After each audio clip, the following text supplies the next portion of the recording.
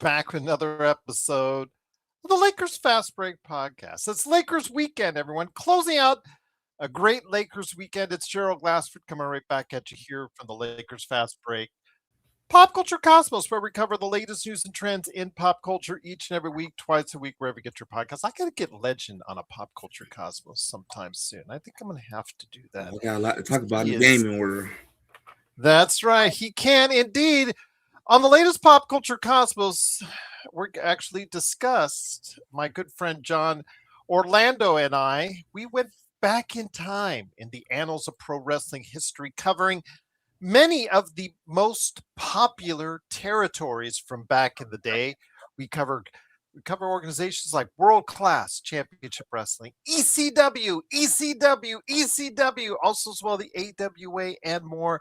Also want to go ahead and check that out as the State of Pro Wrestling brought you a special territories part 1. Yes, there's going to be more. There's a ton of territories that the WWE closed in the decades prior. So go ahead and check out at least part 1 right there on the Pop Culture Cosmos. And Josh and I tomorrow morning will go ahead and record another one because there's lots to talk about, including this past weekend at the box office, Assassin's Creed Black Flag Resynced, got the Odyssey coming up around the corner. So there's so much to talk about, and as we come twice to you a week on of course, the Pop Culture Cosmos. Indeed, I also host the Lakers Latest. I want to apologize.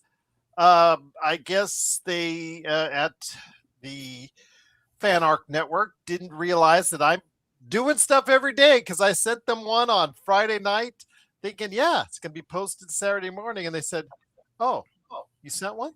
Yes, I did. Oops.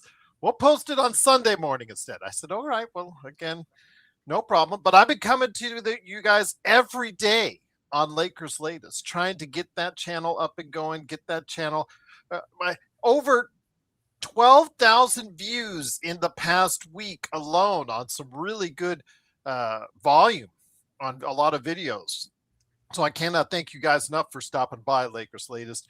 And I'll have another one for you tomorrow morning covering Saturday and Sunday, the weekend with Summer League.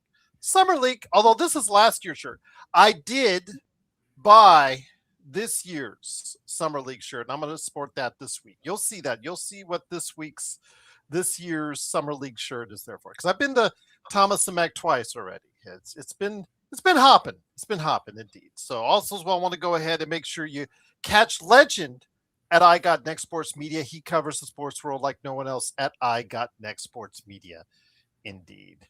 What's going on, everyone? How has your summer been so far out there? We just wanted to go ahead and get in touch with you. It's not every day that we just take a moment, Legend, myself, even Joe, the social media guru that he is now. Did you see all of his Sin Blades promos that he's doing now? Mr. Oh, I'm so reluctant. I really don't want to go in front of the social media posts. I really don't want to be on these. Guess who is all over his company's social media posts right now? So I'll just say, I hope your summer's been good. Has the Lakers' summer been good? Has the NBA's summer been good? We will talk about that on the show as well. Joe is not here yet. I think he said he will be here. He has sworn, Legend from I Got Next Sports Media.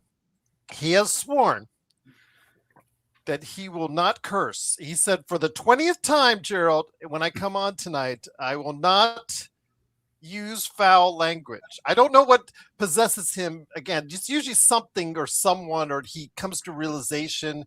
Maybe that there might be a family driving with the car, with the kids, and on a Monday morning or whatnot.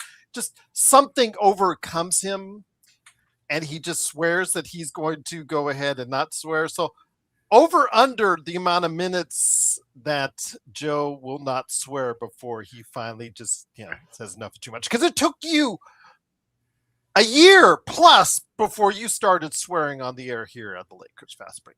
It actually took the demise of the Golden State Warriors before you're very it took that much to get that out of me. The demise. I'm watching in person. There you go. So over under on Joe not cursing. I'm gonna go with the under. Okay. I'm going to go with 45 minutes. I'll just say it. All depends on if someone in the chat pisses him off. Wait. Has Buddy he Chat said now. he'll come in person? He ever come back? Yes. Yeah, there you go. Legend says, yes, I'll pass on LeBron. Let me ask you this. Frank Vogel was named an associate head coach because everybody underneath Steve Kerr seems to fly in and out under the radar. I always forget the guy's name, the coach's name that's been there forever. The one that's all gray, that has the white. He's been like gray forever with the white with the beard. I forget his. What is his name? I forgot. I gotta look it back up. He always sits in the back row. You know who I'm talking about. I know exactly what you're talking about. You see him on TV left and right. Yeah, he's been part of the championships and all that. I just forget. But you seem to be sour on Frank Vogel as a coach. Why is that?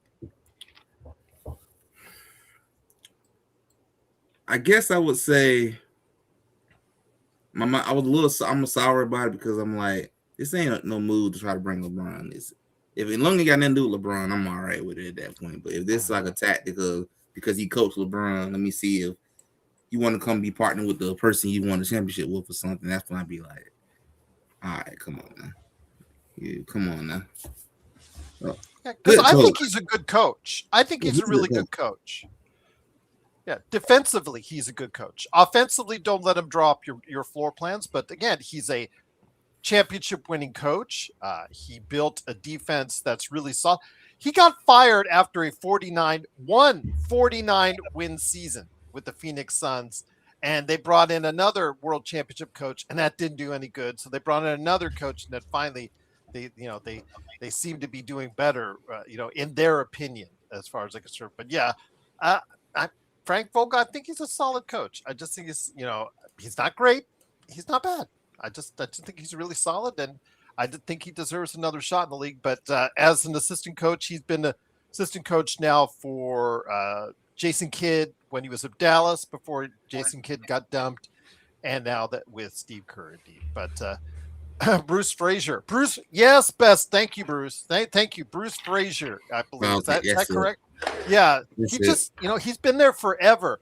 And he's like that guy you see him, but you don't know who he is, but he's part of the coaching staff because he's been there for all those championships with that. So, JSJ, you can do it. You can do it indeed.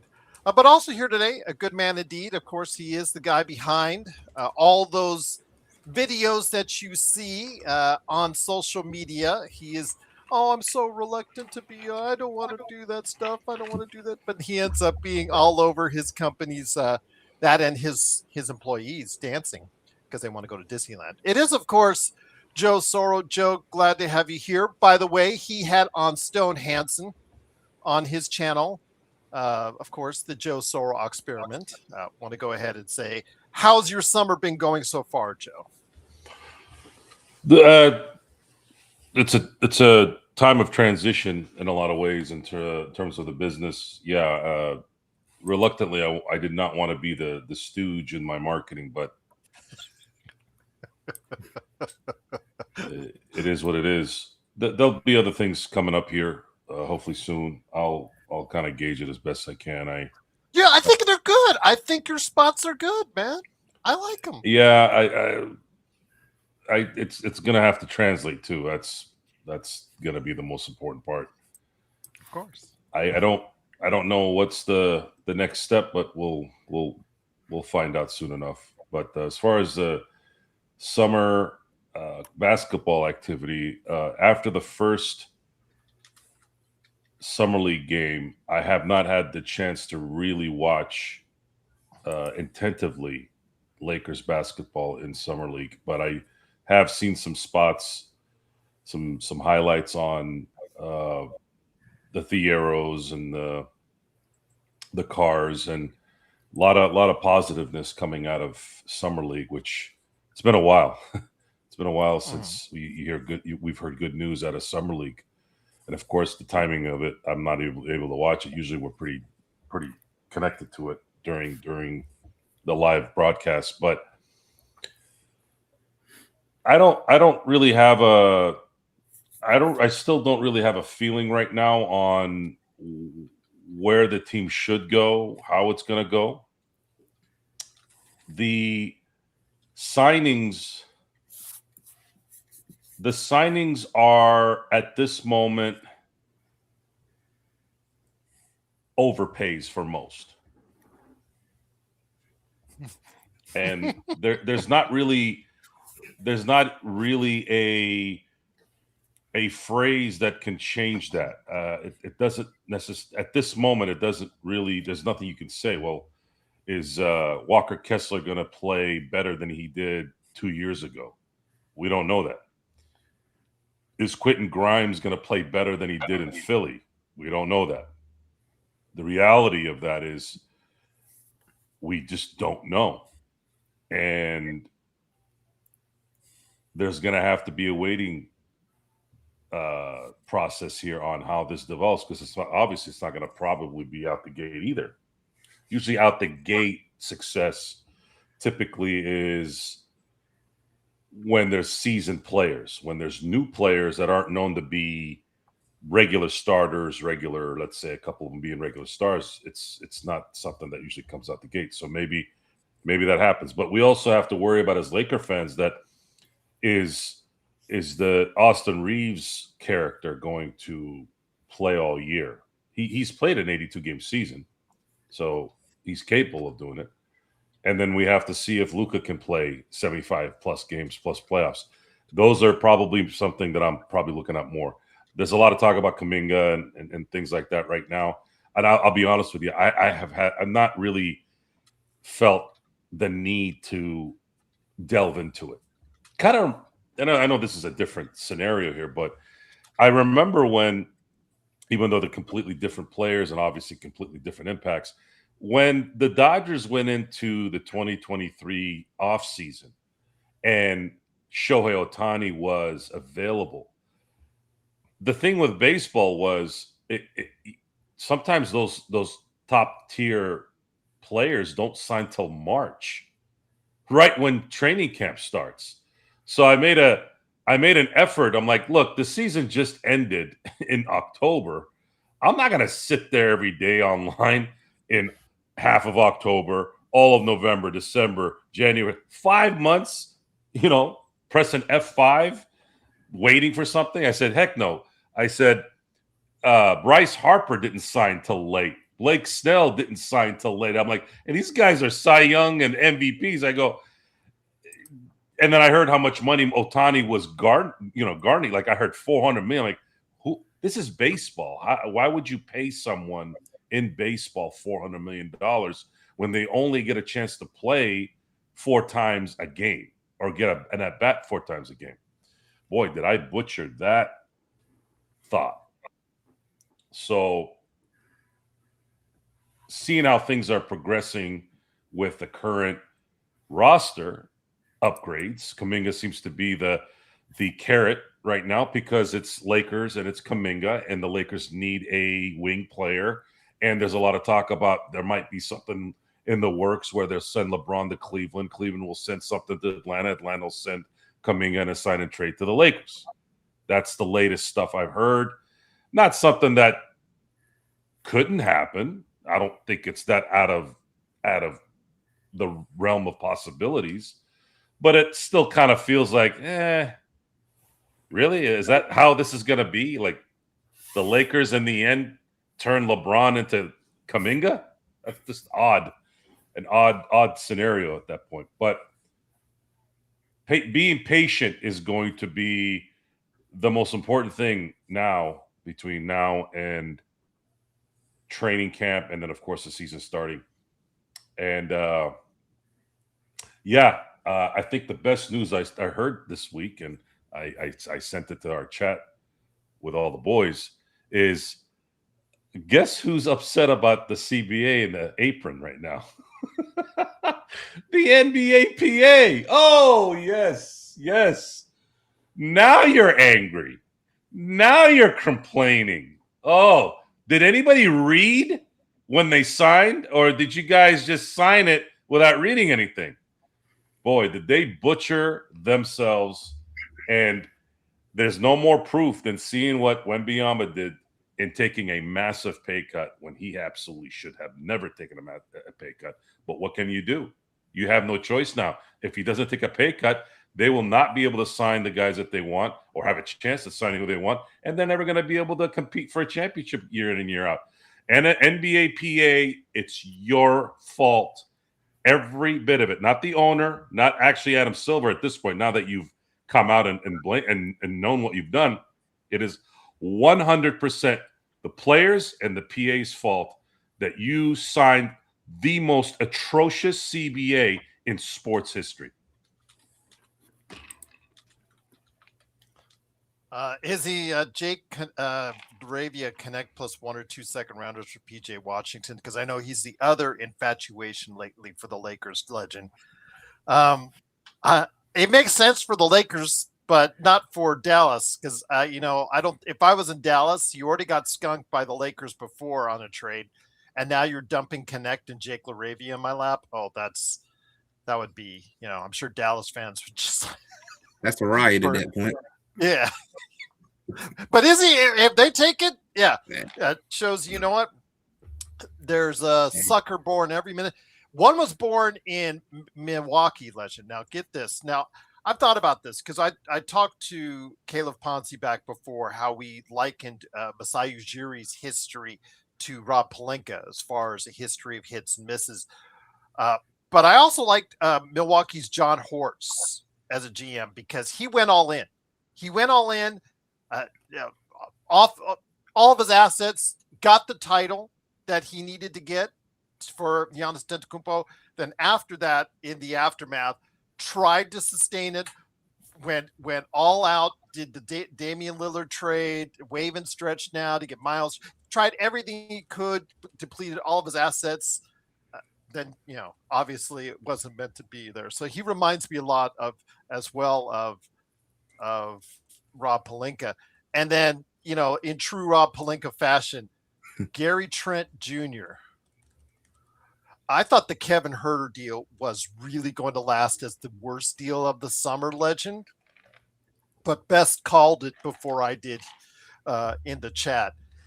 4 years, $64 million for a guy that averaged 8 points a game last year and on 36% shooting. And I get it. For 2 straight seasons, he took the veterans minimum, betting on himself. I get it. I understand. Maybe there was a wink, wink, nod, nod, something like there, but that's just atrocious, man. That is just absolutely atrocious. I'm sorry. Whatever you think about Gary Trent, you look at what he did last season, it no way, shape, or form deserved a 4-year 64. But your thoughts on that before I get into the question with Kuminga, before we get into Kuminga on that. Well, hey, Milwaukee, can I get one too? Can I get a 1 year, $25 million? Hey, you just throwing away money, so go on, give me. I can go and pay my student loans off and pay my Lexus and Honda off outside in the yard, and I'm debt free at this point. Go on and pay me that $25 million. You want to throw away money? It don't matter. Like, come on. But that's what you just did. Because I know about Gary Trent Jr. very well from Golden State days, and he ain't worth that money.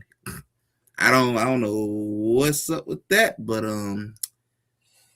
got a dumbass over there running Milwaukee. It looks like, because I just got to call him how I see it. Because and they're still sitting on that Damian Lillard money, because you got to remember they waived and stretched, so it just sits there. I mean, just bad decisions. Like I just told my buddy, he's a Milwaukee Bucks fan. I told him, "Look, man, I'm sorry, bro. The next couple of years, you're gonna be terrible. I'm just gonna be honest with you." And terrible. Joe, you keep arguing about the CBA and whatnot. I'm not saying I disagree with you on that, but and I'm gonna get it right back to you, legend. But that CBA, when you have deals like this with Gary Trent Jr. and the overpays by the Lakers and Kevin Huerter in Detroit, where they're overpays, straight overpays. You cannot, that takes a little bit of that argument away from the CBA, as far as just some of these GMs just absolutely just don't know what the heck they're doing sometimes with the way that they just freely let that cash go for some of these mid-sized contracts. It's just absolutely annoying. But I get what you're saying as far as the CBA and what it restricts you as a whole, Joe. I've never said otherwise on that, but I just wanted to put in that sense that it still allows for general managers to spend too much on assets from time to time, and that's something I don't know if you can actually regulate stupidity when it comes to some of these front office individuals, but definitely needs to put in check indeed. But Legend, getting back to what Joe was saying about Kuminga, who seems to be the apple of the Lakers' eye, Rob Pelinka's eye right now. I've told you before, the Lakers still don't have a starting forward, and I'm not even sure with Kuminga that would be. Well, he would be the starting forward, but I'm not sure that gives you a starting forward. He comes with a checkered past, and again, it's the Lakers fans that are oohing and awing about his athletic ability, but they're not seeing the total picture. They're not seeing a total picture. I'll give you an example. Someone on my Lakers latest, and again, thank you for the huge volume on that for everybody watching that channel. Asked, well, no one ever touches on his playoffs against New York. So guess what I did, Legend, on my latest Lakers latest? I did. I went into looking at that. And I said, okay, great. He came off the bench, 13 points a game. Kind of good production there. Yeah. Under 50% shooting and 20% from three. And absolutely did rebounds, assists, steals, I think totaled up to about 5, which means that it's like 2 here, 1 there. So he's not doing anything else for you except for trying to get buckets, which is what his MO is. And his defense, somebody tried the other day as well to say he's a good on-ball defender. No, in what planet are you on? He is not a good, if he was a good on-ball defender, guess what? He would still be in Golden State, Legend. I noticed that too. A lot of people focus on the athleticism, which that's something the Lakers been needing to. You need more athleticism, but you need more than just that too, though. There are things about Kuminga that are good, and there are things about him that are not that great. And the thing is, what you got to understand, I don't see him with both my 2 favorite teams now. What you got to understand is when taking Kuminga, yeah, you're gonna get a guard who he's athletic. Yeah, you're gonna get that. But he just looking forward to he's gonna miss a lot of threes. He's gonna brick a lot of threes. He's not a great 3-point shooter. His defense, yeah. You just gotta ask yourself this question too. If he was this valuable, like the way some people are really thinking, Golden State would have kept him. And why didn't Atlanta keep him? Why didn't Atlanta pick up the last year of his $24 million contract, Legend? That tells you a lot when Hawks was not willing to pick up the $24 million. They don't think just after they traded him. Just after they traded him. We literally took y'all favorite track runner and all that, and we got him too. We kept y'all favorite track runner instead of him. That tells you a lot at that point. That speaks a lot. And like I said, Kuminga, he's a good player, but it's just not like he's a bucket getter. He's a bucket getter. That's the price you're willing to pay for him. No, no, like that's not it. You can't keep overpaying players, man. That's not it. And I'm gonna assume if you do get him, he's gonna get a player option. I'm just gonna assume Rob gonna give him that. I guess get the feeling he's gonna get that part. He's gonna get the magic PO. You just can't do that, man. It ain't. You're not gonna win, bro. Just ask yourself. All them red flags is for a reason. Stuff happened for a reason.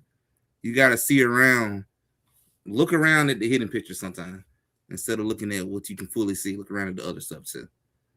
I say he's not a bad player, but if he wants you to pick up $24 million, ask yourself, is it really worth it? If it was worth it, Hawks want to let him win. Yeah, Hawks ain't in a situation like you guys are in, but still says a lot, though, that a team that's worse than you didn't want to do it. It says a lot if the worst person don't want to. Just ask yourself that. If I'm the richest man in the room and the poorest man over here, he doesn't want to buy that Honda and it's free. It's a free Honda. He don't want it. Why would I want it? That tells you everything right there. That tells you everything. I'll say this again: athleticism, I understand with Kaminga what he brings there, and the fact that he is a scorer, which I don't know on a team, Joe, where you already got a ton of scorers on that team. A lot of guys that can fill the bucket. Offense will not be an issue, I think, as far as at least with the Lakers overall. I think the ability to score points is not a problem. I do understand the athleticism part, and I'll give you an example. If you saw the game, Joe, with Oklahoma City in the summer league, is that the one that you watched? No, I only saw the first one, the California. Okay. Oh, the California Classic. I haven't seen any Vegas Summer League yet. I have it recorded. I just didn't have time this week to watch any of it, and I will watch no it. worries. Yeah, because it's all. I think it's all on Prime or ESPN or whatnot. So, with that said, when you do, with Oklahoma City, they came out there playing against the Lakers, and Lakers had, for once, they had a decided athletic advantage. They had Thiero and Carr along the wings, and they absolutely dominated. If you saw the lineup that OKC put out there, you would understand why. I'll just leave it at that. You take a watch and you watch that game, because when you dominate athletically like they did, like the Lakers did, it's easy to see why they took that game, and they took that game handily and absolutely. And athleticism does help. Absolutely. There's no question about it. But when you have a player that has that athleticism, but doesn't utilize it in maybe the ways that you would like to see it, as far as defense is concerned, the Tyrone, man defense, good help defender. Again, if he was at that level, Tyrone, he would still be on one of those teams. There are reasons why he's burned his bridges into two different stops along the NBA tour. And the fact that Atlanta did not pick up the $24 million on his final year of his contract. There are reasons. I mean, I don't want to say this is DeAndre Ayton 2.0, but again, there are certain expectations. Because it's just like deja vu. But the thing is, with Rob last year, at least with DeAndre Ayton, it was an under $10 million contract. And yes, it did include a player option, but it wasn't a huge overpay, and it was a gamble that you got an average center production ultimately from that deal. When it comes to Jonathan Kuminga, it looks like he is still trying to hold out for more, and that he's still trying to hold out for a sum basically akin to what he feels he deserves, which he's felt he's deserved to be in a place probably a lot different than what coaches, management, and organizations have thought about him as well, Joe. Yeah, the Gary Trent Jr. signing doesn't bode too well. Oh, that was awful. Because now, if someone like that, who's just basically a shooter, and a shooter that's streaky, if that, with that, you're basically telling Kuminga, hey, look, I know I'm a better player than Gary Trent Jr., which is probably correct talent-wise. But in the NBA, value a lot of times will depend on need for that particular team and role.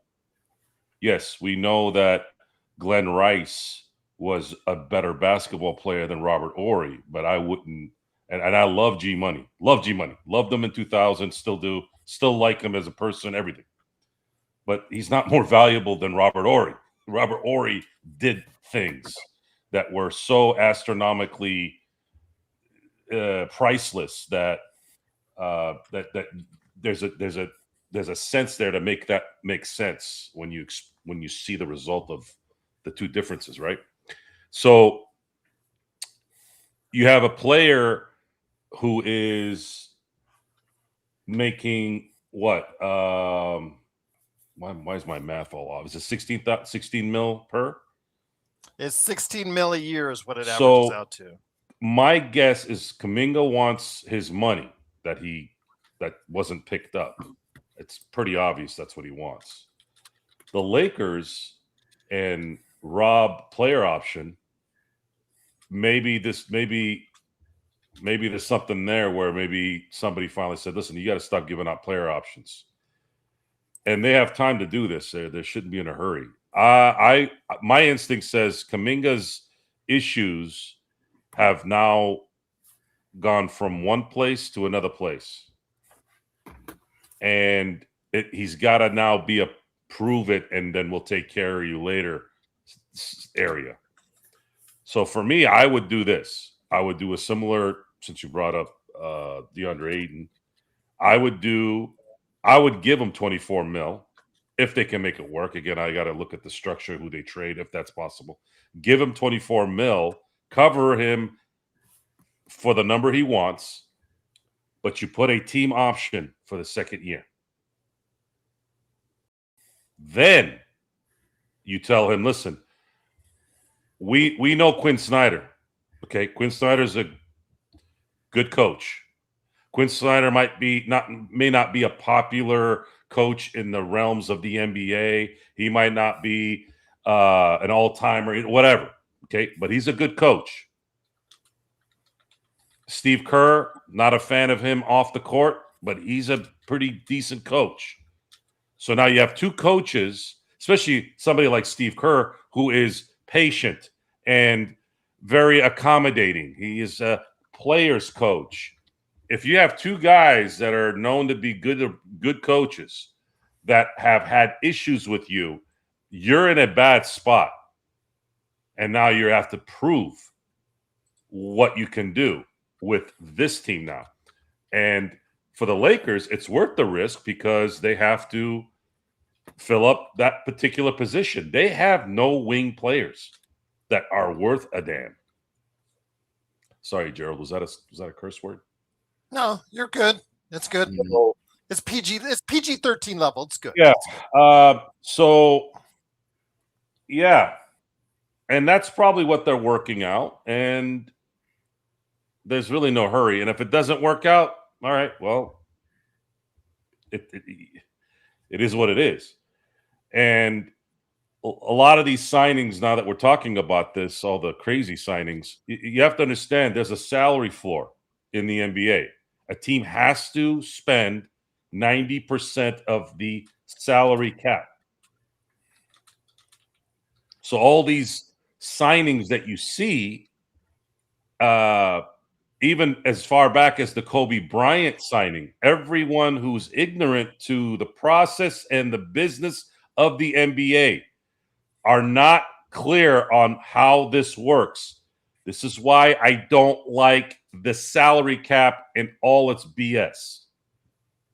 You're making people sign players that are not worth what they're making. But the reason why they set that precedent is because they asked for a salary cap. Well, we're going to do a salary cap. We got to guarantee that 90% of that salary cap needs to be covered on every team before the beginning of the year, before the season starts, basically. Well, that's what breeds mediocrity. That's what breeds these contracts giving. It's a timing thing, just like Austin Reeves, Gary Trent Jr. These guys are getting these contracts because teams like Milwaukee, teams like the Lakers have to fill that. They have to fill those salaries regardless. And that's what you have. It's just that the NBA CBA just kept getting worse every 7 years. Or in this case, it was, I think, 5 years. They didn't even wait 6 years or whatever.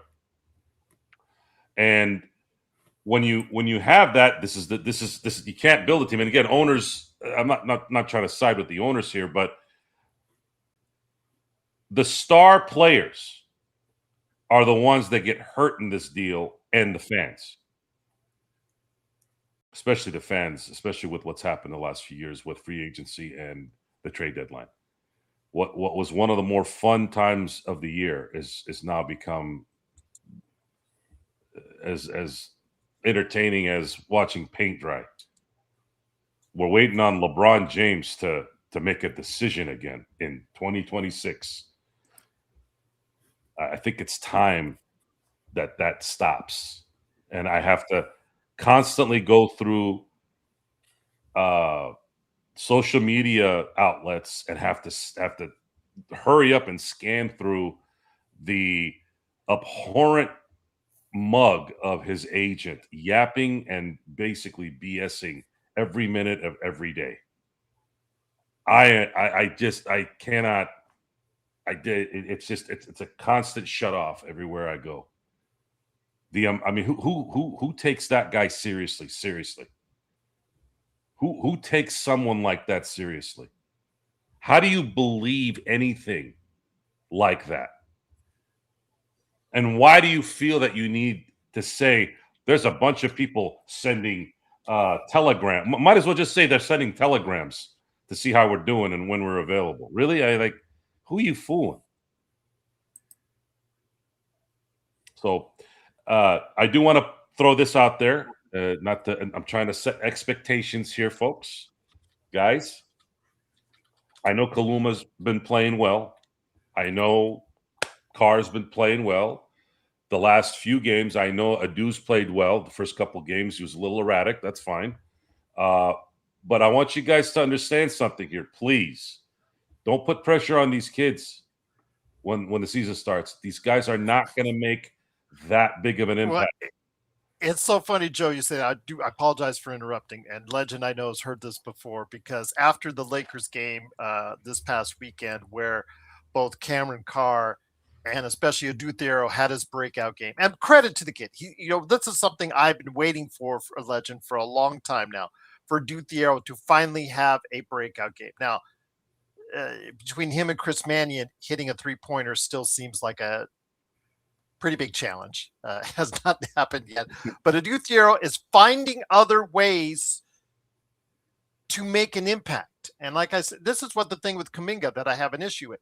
When you're not able to go ahead and do what you do best, get buckets, find other ways to impact the game. And you just don't see it. You don't see him getting rebounds. You don't see him getting assists. You don't see him getting steals or blocks or anything when it comes to Kuminga, which is part of the problem or part of the concern you have as Lakers fans in signing him to whatever X amount contract. So when Thiero goes out there and no, he's not hitting his three, he's finding ways to impact the game in Summer League, which was great to see, Legend. But when the kid has a great game like that, or when Arthur Kaluma has a breakout game of 35 points, give him credit, man. Give him so much credit. G Leaguer last year, 14 points a game with the South Bay team. Great for him. I hope this helps get him more notoriety, either with the Lakers or with another team, to try and find a spot as far as is concerned. I talked about that in the chat just now. Maybe you want to look at him more than you do or Kerke. But I do also want to say, though, that when they have these type of games, Legend, Joe's got it on the money. Don't start the conversation too soon. After that game by Adou and Cameron Carr together in that Lakers win against OKC, you saw it on the WhatsApp chat. I saw it all over the Lakers chat, Lakerholics chat on the DM. By the way, they said they're coming back sometime next month. By the way, to let everybody know, they said that. I don't know if that's a threat or promise. We'll see if that happens. But Legend, I want to get it to you as far as your thoughts. When you see people, they start planning. They're starting. Yeah, let's get Adou and Carr in this rotation. But and they're like, slow down. It's Summer League. 70% of these rosters won't even sniff the NBA. Let's get that reality in there.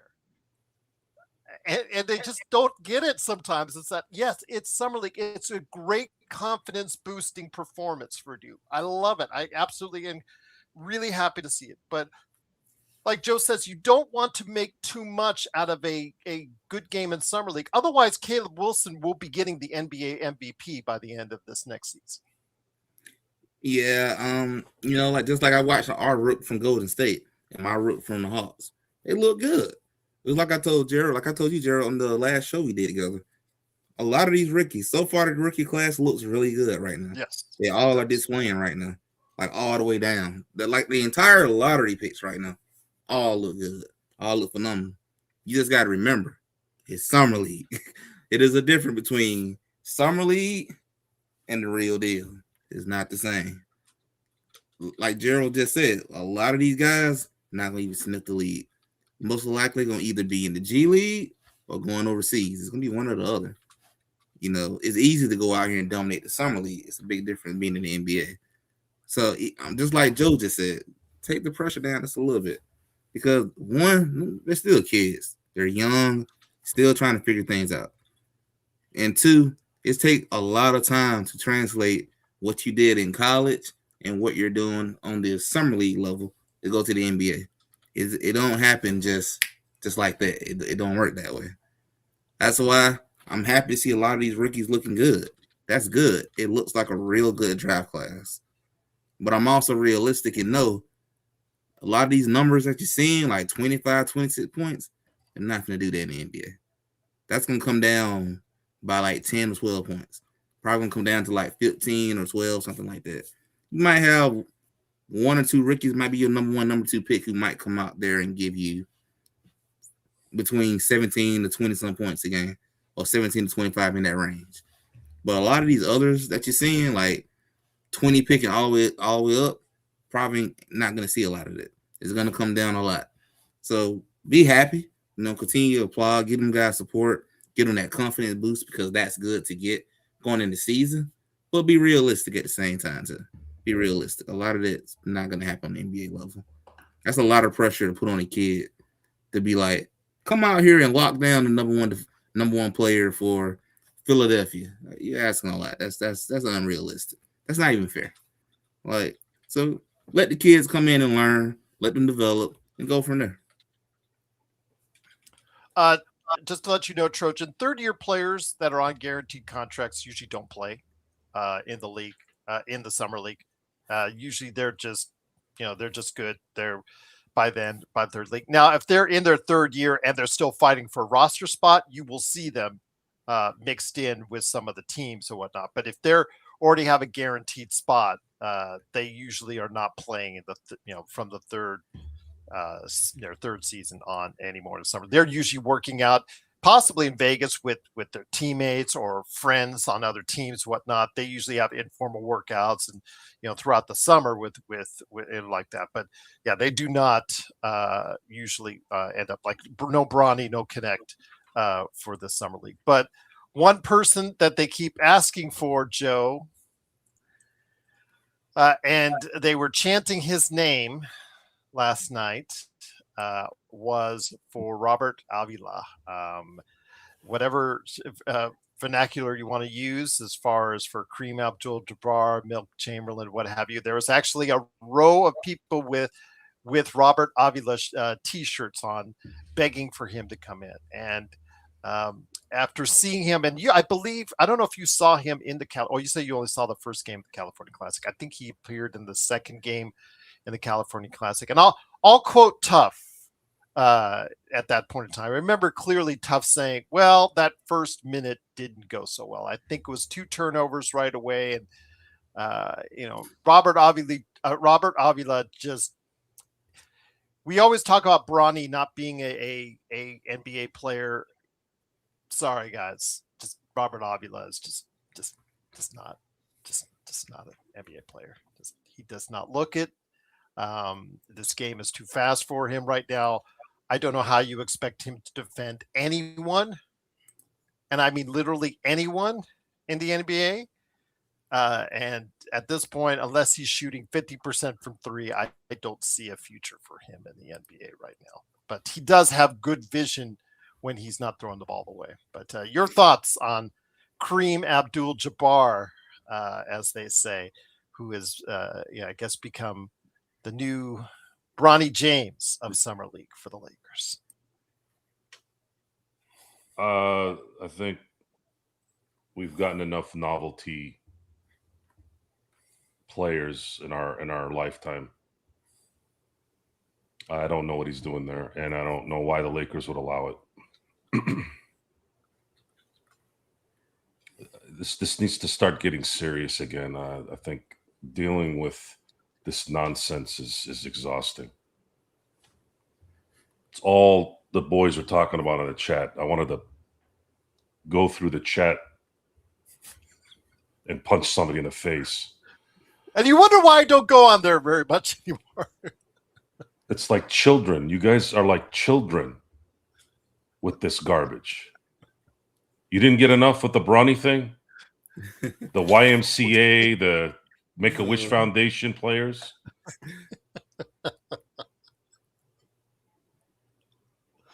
It's exhausting. It's exhausting not being able to just focus on the sports. Even the World Cup got ruined in a different way, obviously, not in the sense of what we're talking about here, but it's now every post-game thing is about how FIFA are cheating for whatever, and all the crybaby soccer fans that go back in their holes after the World Cup is done. They don't know anything about anything until the next 4 years. It's exhausting having to listen to people talk like utter morons and losers.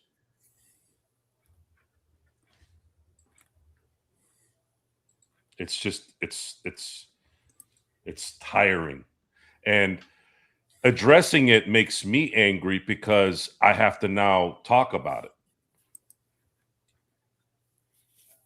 And this after having to watch overpay after overpay after overpay due to the fact that these idiots signed this particular agreement, forcing teams to have to sign these guys and overpay them, because no one knows that, hardly anyone knows that the NBA team has to pay up to 90% of their salary cap.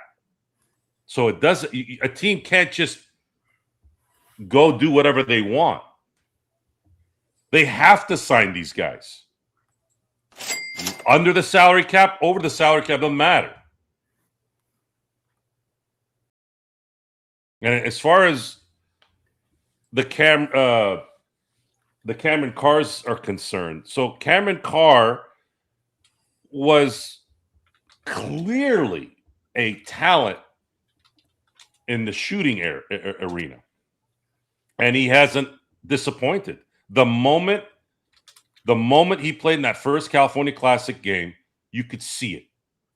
And the comp of Brandon Ingram is actually a pretty good one. Both lanky, long arms, long limbs, all that stuff. Kind of sort of the same shooting motion. Not exactly, obviously, but kind of you can see it, probably because they both have the same physique. So that's a positive beyond a positive. You're looking at somebody that you were able to get without trading for him and not having to pay him a lot of money yet he's going to possibly be helping you here in the next few years in an area where the NBA flourishes in, which is shooting from the perimeter. And he is a lanky, tall guy. It's not like a 6'2" guy. This guy's 6'5", 6'6", who can shoot. That's great. Now he needs to learn how to play NBA basketball. And if he puts in the work, he should. And now we have to cross our fingers that he doesn't become a THT when he gets money. We want him to be an Alex Caruso when he got his money. So yeah. Again, all this energy wasted on some guy named Cream. I mean, could you just? I'm all about having fun, guys. You all know this, okay? I love innuendo comments. I love a joke here. I'm the pun king. I'll throw that out all day. But then when it gets to something serious, that's when the patience runs out. Because what happens with a lot of this stuff is it doesn't stop. Oh, his name is Kareem Abdul-Jabbar. That's just one of them. Yay. That's just one of them. Great. That's a great name. That's hilarious. Ha ha. You make a couple of jokes, and then all of a sudden 2 weeks goes by, and 10 weeks goes by, and 12, and you're like, dude, this is supposed to be a joke. Now you're a joke. Why is this even a discussion? You want to have fun doing that? Go watch the Big Three then with Ice Cube. Go watch those things. That's what that's for. The Lakers are in a position right now where they may have made lateral moves and you guys are going to be crying and blaming the whole world. Well, maybe you shouldn't be focusing on a guy named Cream. Maybe if you focused more on stuff that mattered. I'm talking about the media too and all those idiots. It's nonsense. Those who complain about stuff like that usually are the ones that they're the culprits. There's been no mention of cream anywhere other than the cream I put on ice cream. That's it. I'm interested in what Cameron Carr does. I'm interested in what Adou Thiero does. And I'm interested in any gem that comes out of nowhere that plays his rear end off that has a chance to show up at training camp with some skills.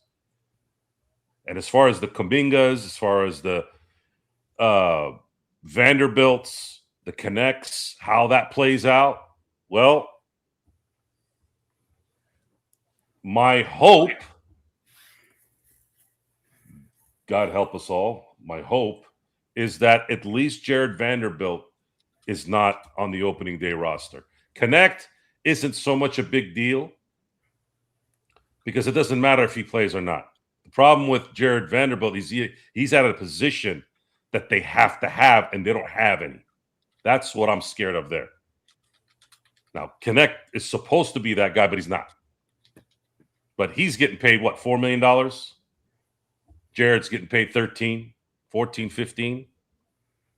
They're going to be forced. We're going to be forced to have to watch this if they don't get somebody else. Kuminga, as much of a letdown that he might be, he's still going to be better than Jared Vanderbilt. The only issue with that is Kuminga's people basically saying, "I want a 4-year deal." And do they come together on something? Does Rob player option give him a player option in that second year? There's a lot of details there. Well, I do want to go. Yeah, Dalton. First of all, guys, most third-year players don't play in summer league. If they're on a guaranteed contract, they usually don't. That's what I Mhm. noticed. Yeah, so they usually don't. I do want to go ahead and make a special thank you to Basketball Sports Energy. He lost a soul dog today, struggling with the grief. Joe and Gerald and Legend. I know both. You know, you guys have had a lot of experience. He was my world 17 and a half years. So thank you for the super chat. Our condolences to you as someone who has lost loved ones and pets. It's tough. It's a tough day. As I said to you in the chat, the best advice I could give you is to find solace in things and people you enjoy being with, because they especially with the people, because they will know you're in a bad way right now, and you will see more than likely the best of them in times like these to make sure that you get through it as best you can. So we're here for you, though. And again, we have thousands of hours of Joe's insults and rantings and making everybody laugh here for you as well. So hopefully, just hit the archives if we're not here for you. We're just glad to go ahead and see what we can do. But also, we're here for you. If you just want to shoot a message, we're here for you as well. Lakers Fast Break at yahoo.com. I always answer questions. I answer questions all day long, from chats, DMs, both the channels that I work on. So yeah, we're here for you. If you have any questions or again, just need some help, we're here for you. So we're here for you. Joe, before we get to Legends, any thoughts on dealing with loss, dealing with this? Again, it's a very tough day, and I've been where Basketball Energy is at right now. I'm sorry. What happened? Lost a dog, soul dog, for a 17-and-a-half-year dog. Yeah, the 17 and a half. Any pet that survives beyond a decade is now that takes on a whole different feel. I've never had a pet, but I've had friends that have had cats and dogs that lived a long time, and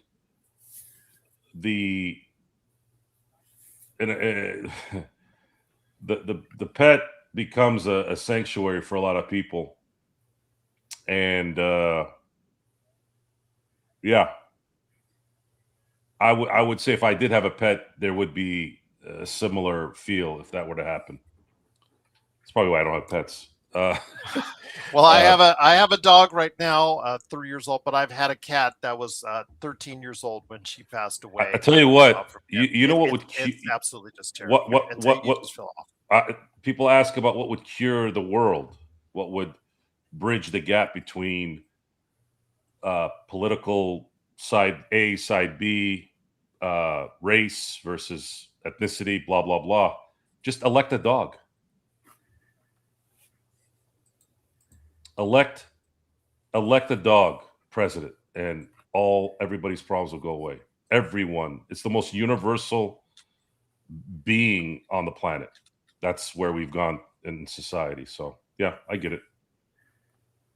And if we entertain to help you out in your time of need, that's obviously going to be something that is going to be worth doing now. I got to send this to Joe, Legend. It's I got to send this to him because he knows. I know it really gets us going. But it's a shot of him, Austin Reeves. Yeah, it's him. It's him. All right. Bricking shots on the golf course with a made basketball rim. Yeah, just letting you know.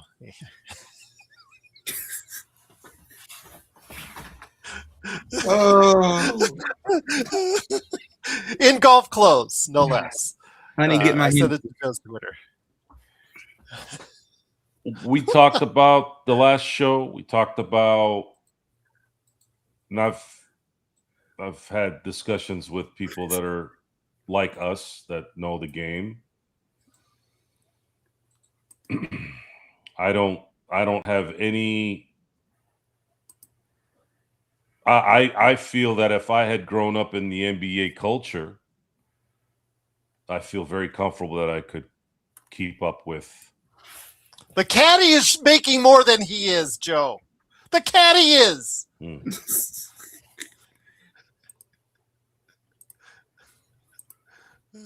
This is what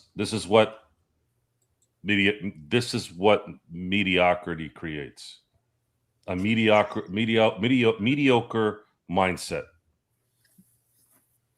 I'm talking more about the general fan, not so much Austin Reeves. Most players in the NBA, in professional sports, and it's more than you think. Actually, it's probably 80 to 90% don't really care about anything other than the money that they're making.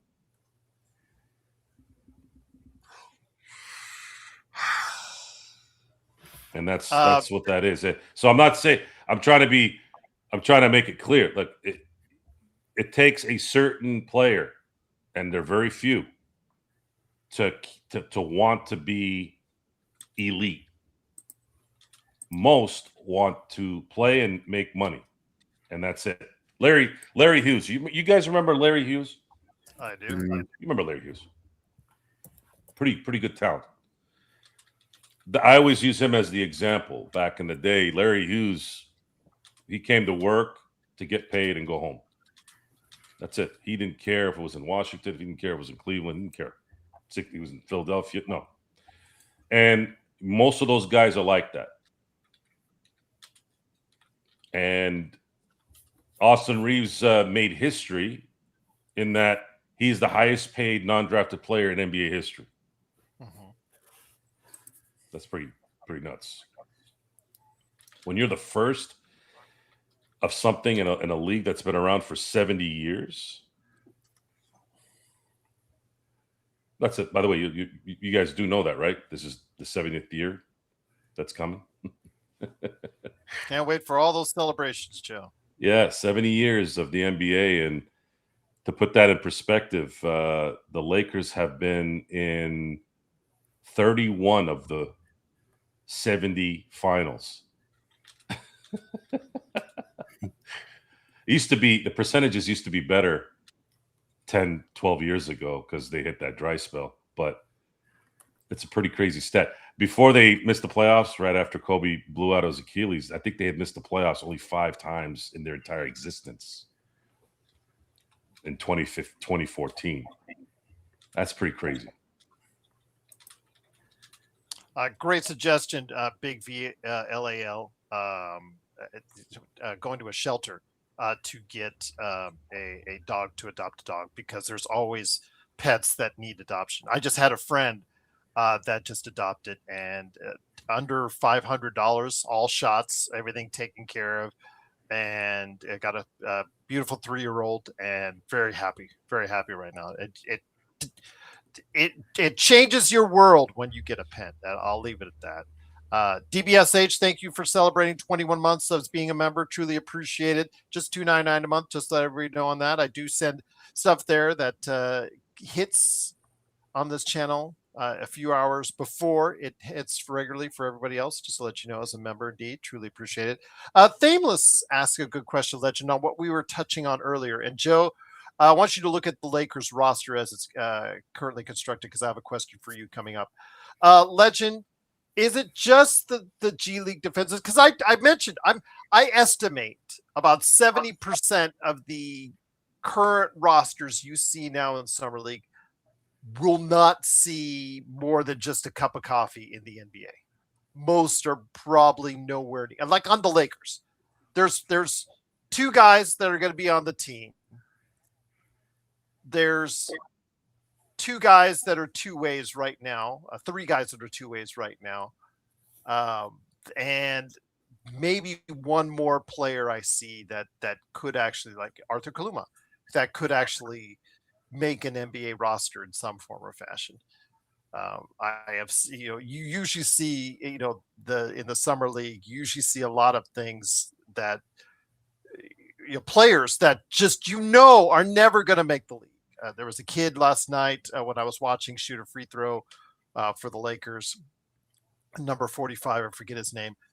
He tried to shoot a free throw, and it was like the worst thing I've ever seen. He had 14 hitches in his shot, seemingly. And at the free throw. And I'm like, that you're not making the league. You're not making the league shooting a free throw like that. And again, this is repeatedly throughout the rest of these rosters, where these kids, you just see that they are not making the league. They're advertising for Europe, they're advertising for Australia, China, whatever league that they're trying to go into, because they're not sniffing the NBA. And with that said, Thameless asks, is it just the G League defenses making them look good, or is there really something when you see a player like Kaluma go 35 yesterday, or Thiero and Carr do really well in their first game, first games here in Las Vegas, and to a bigger extent, Carr, like with what you're seeing in Golden State with Luxembourg, Yep. The Michigan kid, and what you're seeing in Atlanta.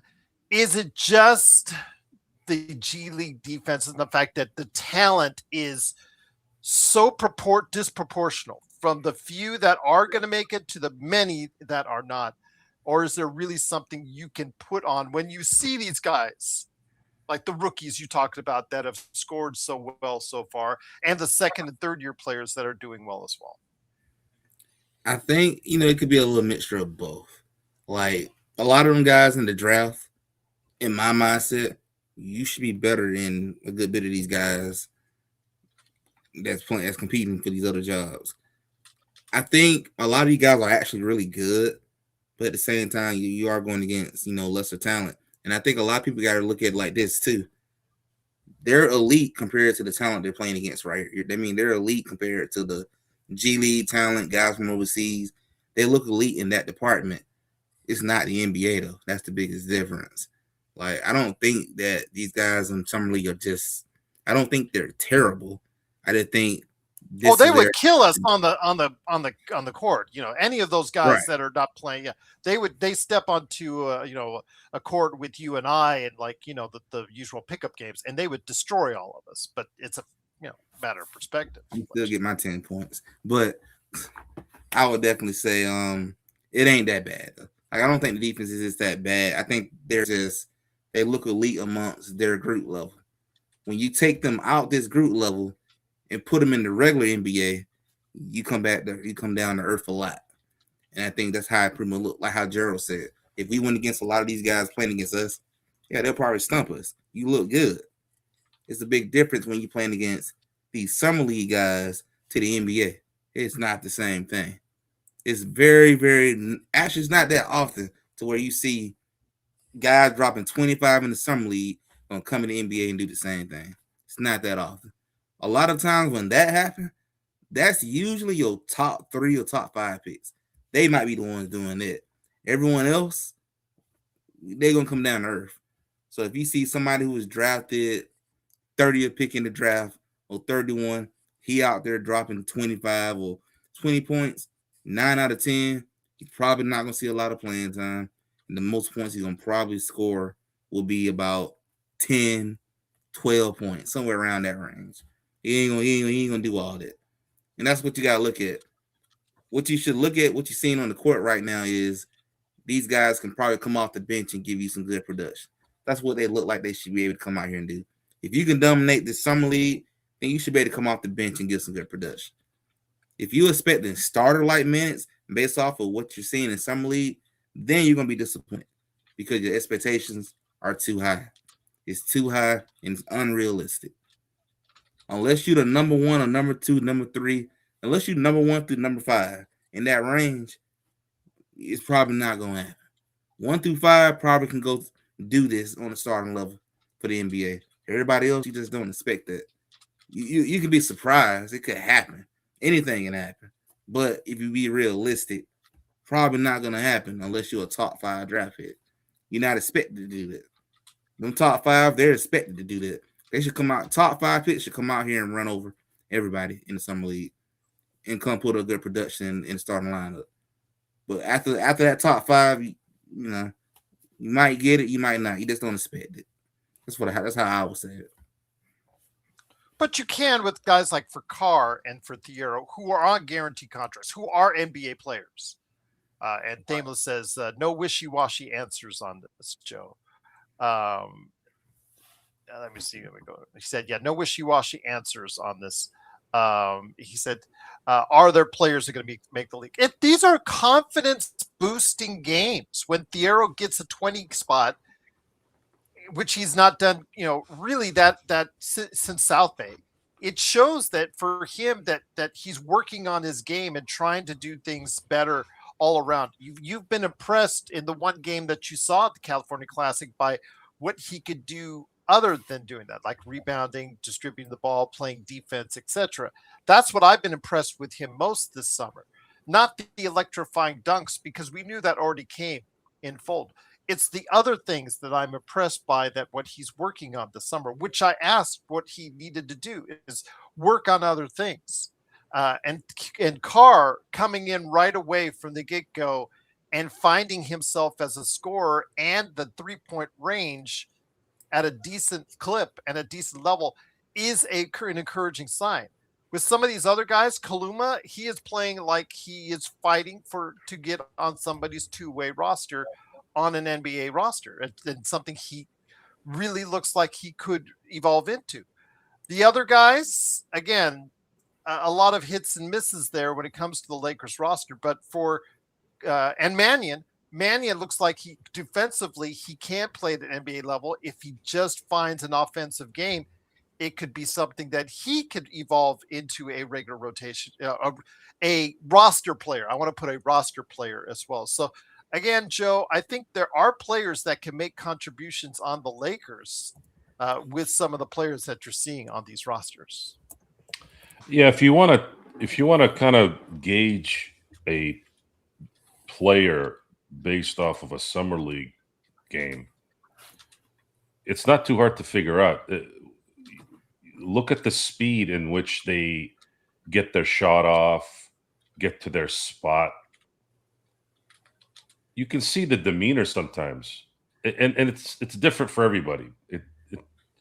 If you stink in summer league, there's been players that eventually worked it out. There's players that have done really well that didn't work it out. There's no guide that says, "Oh, I saw this. It's 100%." It's just not. Basketball doesn't work that way. even though it's one of the easier sports to gauge talent. But in seeing Cameron Carr for a full game, which I did in game one, and then seeing some highlights with how he's been getting separation and getting shots off and scoring, there's remnants of what his scouting report was that's now shifted from college to now a summer league game. So I don't see any reason why he's going to go from college to a summer league game playing the same way to then all of a sudden going and playing in a preseason game, and you'll probably see certain talents there. You also have to factor in this, and this happens a lot. When you are around better talent, it's easier to score, because now how much different is it for Carr in a preseason game trying to get himself caught up to the speed of the NBA, the stamina, whatever? Oh, you got Austin. Oh, you got Luka. Oh, you got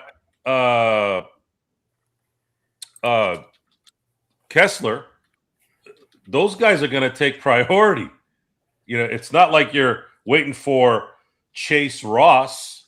Oh, Chase Ross, we got to double team Chase Ross. No, you're not going to double team Chase Ross. You're going to double team John Elmore. You're not going to really do that. You're going to double team Luka. You might double team Austin. You're going to double team Kessler down on the block.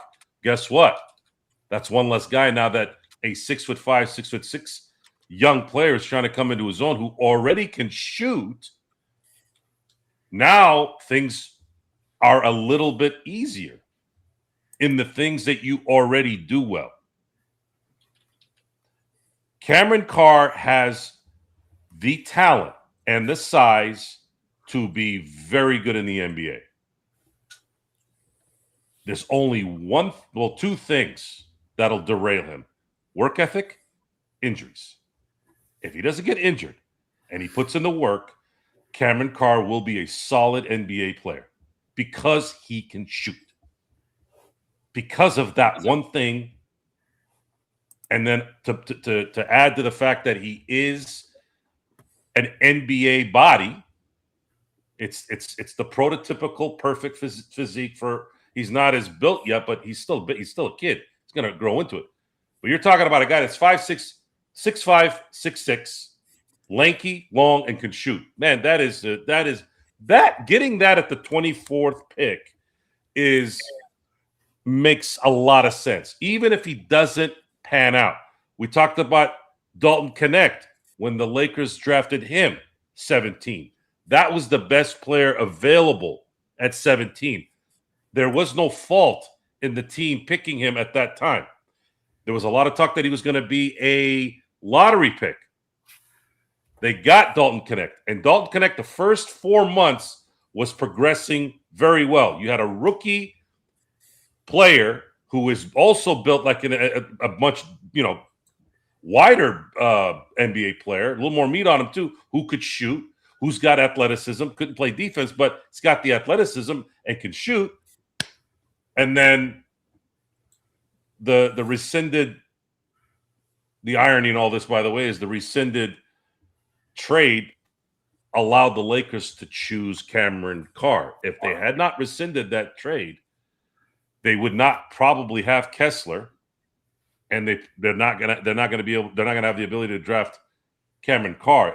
But Rob still made that trade and rescinded it, which at this point there's no other way to look at this. It looks like that was the derailment of the Dalton Knecht experiment, and it's never coming back. I wish it would, but it doesn't look like it's ever going to come back. And part of this setup now with Kuminga is, if that is indeed true, my hope is that Atlanta sees, if it's just an Atlanta Laker thing, because Kuminga wants to get paid, well, maybe Atlanta and maybe Quinn Snyder say, you know what? Let's see if Dalton will play better here. And that happens too. That happens. A dud ends up being a stud somewhere else. He gets out of LA, goes to Atlanta, not a lot of pressure to go play over there. Maybe it's worth the risk. And then the Lakers chalk that up as, well, we were able to turn Dalton Connect into Kuminga.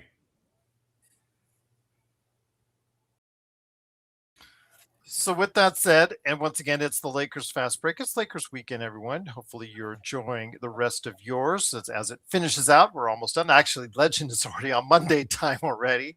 Great to have you here. It's Legend from I Got Next Sports Media and Joe Soro for the Joe Soro Experiment. Legend, let me get it to you before I hit up Joe with the Lakers roster. Is there anyone out there in Summer League that you so far, on that note, on Summer League, is there anyone that you just, is eye-popping for you? Caleb Wilson going off for 35 the other day against Memphis was eye-popping for me because I just, again, someone who was thought of as the back end of the Fab Four in this draft. It was nice to see him get his breakout moment for a team that, well, after years in NBA purgatory, finally looks like it's starting to clear a long path to recovery. So that was my breakout player so far of Summer League. Although, again, there's been quite a few others. Again, some really good performances, like you said, from this rookie class. This rookie class already, based on appearances, seems to be getting a better head start than the previous two draft classes, which I know hurts you to no end because of Zachary Richeche, as we talked about on NBA Observations. Your thoughts, though, on anyone else standing out really to you at this point in time? Funny thing, Gerald, this class has been so good. It's just hard to pick out of anybody in this class. It's just hard to just pick one specific person. The whole class have really shown out.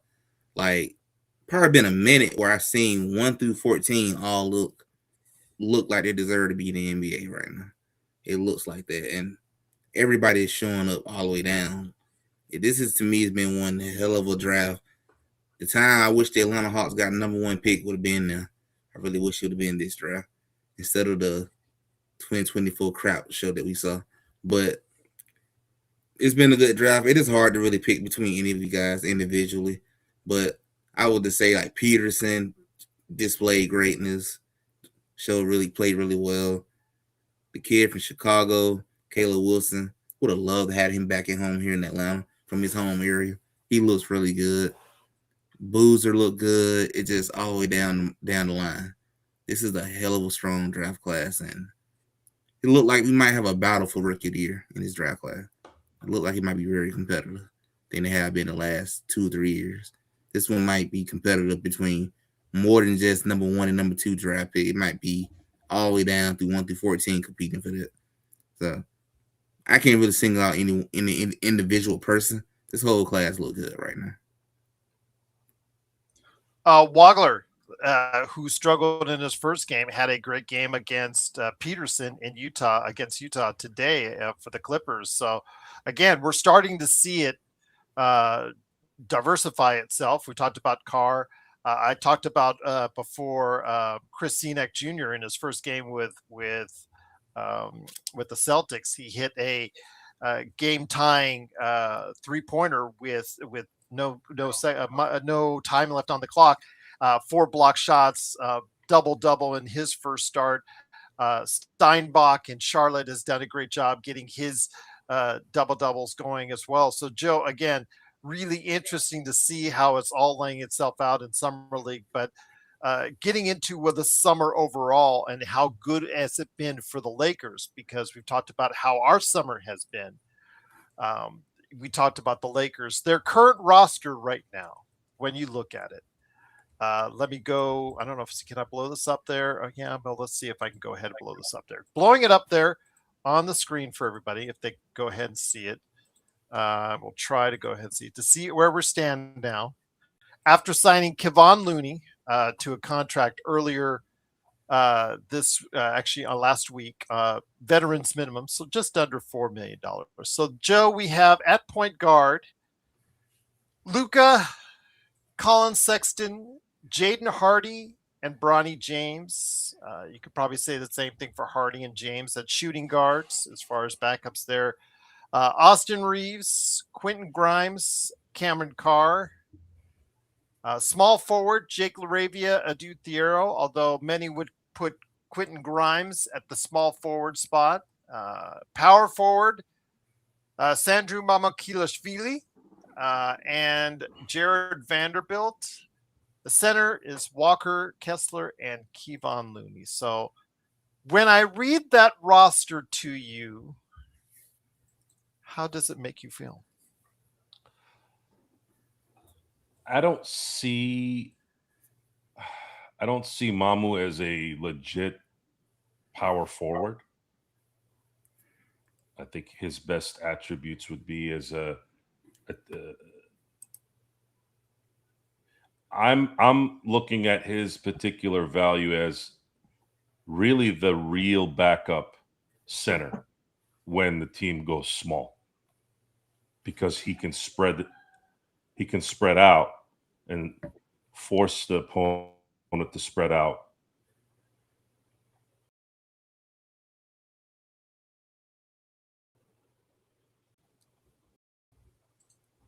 Go ahead, Joe. Sorry. Mamu will. I think his asset to the team as currently constructed would be best as a backup center than a power forward, because I don't think he has the size. I don't think he has the rebounding ability to be effective there on a consistent basis. A backup center or the small ball center. If you want to run and gun, you want to score more points, that's where I believe Mamu was going to be an effective player for this team. Kevon Looney being a backup to the backup, I think that for what you're getting him at, I don't see any negativity there. That's fine. I don't mind it. I'd like to think that Kessler's going to be playing 30, 35 minutes, hopefully, at the starting position. So there's plenty of minutes beyond that to cover when he sits down, and with the two bigs there, I think Looney and Mamu should be able to handle that. The main issue right now is really that there's too many guards. Jared Vanderbilt's your only 3-and-D player. So Lakers are a little bit desperate right now to fulfill that need. Otherwise, you're going to be playing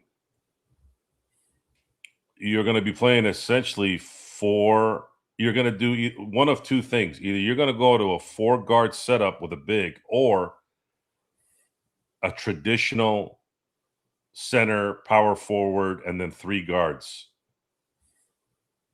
lineup.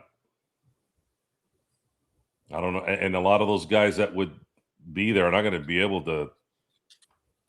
Who's going to guard the elite wings out there? There's a lot of them, by the way, especially the ones in the Western Conference.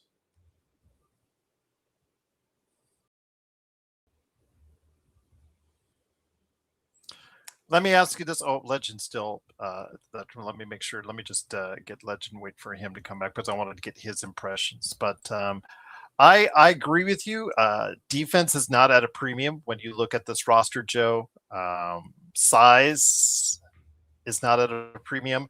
I know it's Mo Bamba, Joe, but when the thing is, it seems like Danny Ainge is playing 2K the way he's collecting 7-footers, because with Mo Bamba, that is the 6th 7-footer on the Utah Jazz roster right now that has a guaranteed contract, which to me just it's like, wow.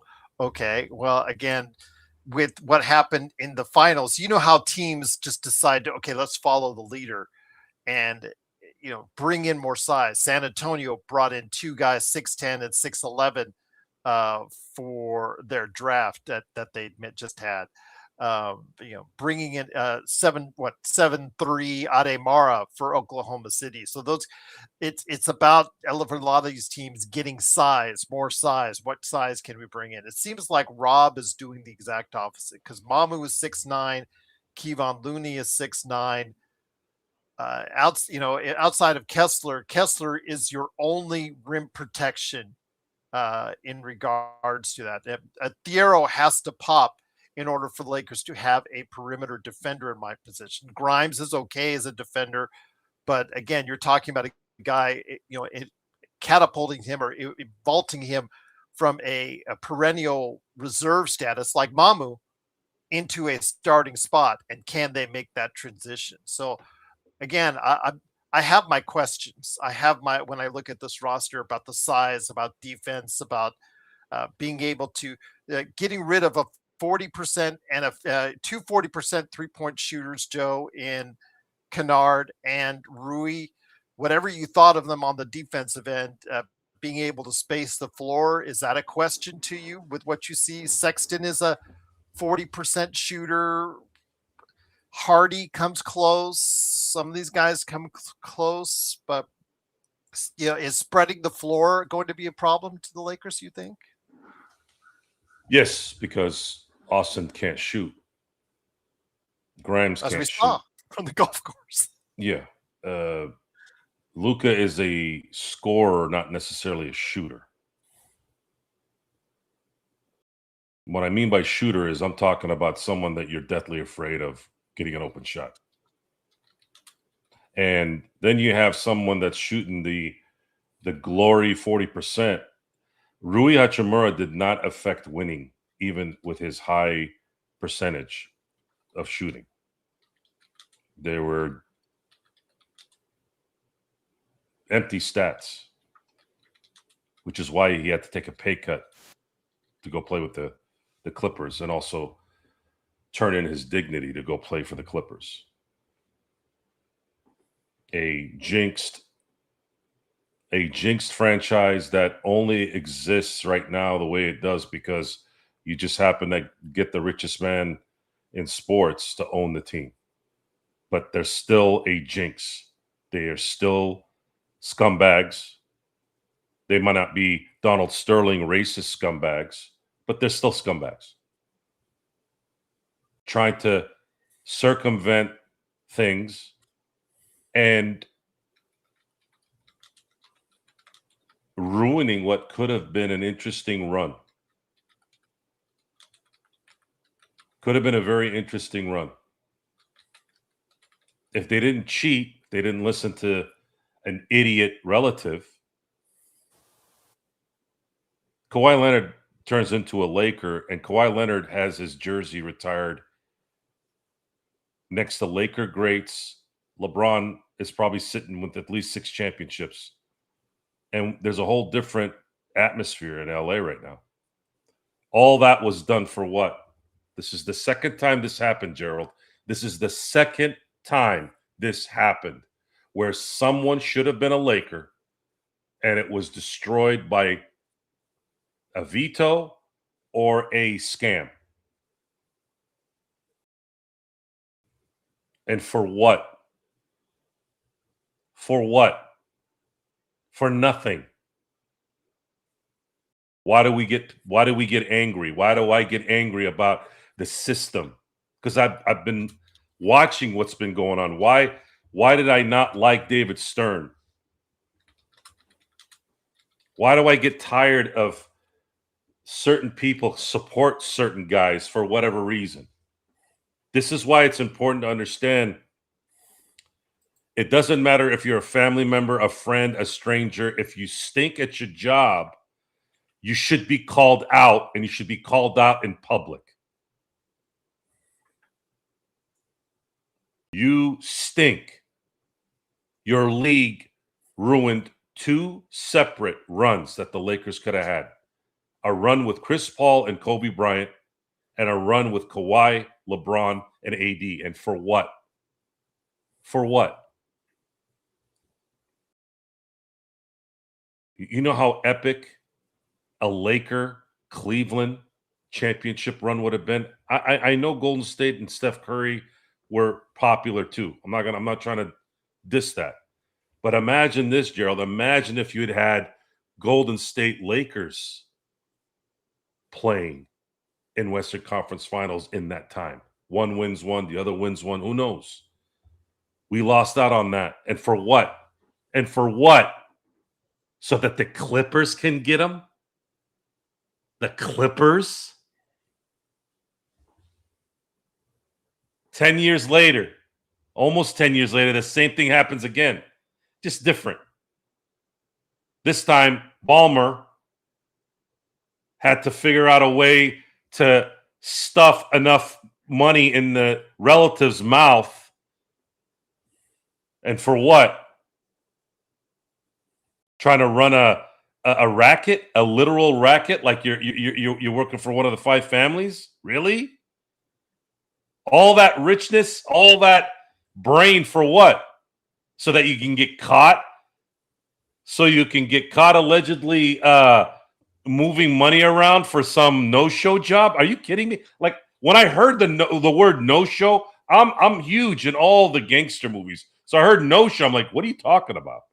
What no-show? What is this? An episode of The Sopranos? What do you mean no-show job?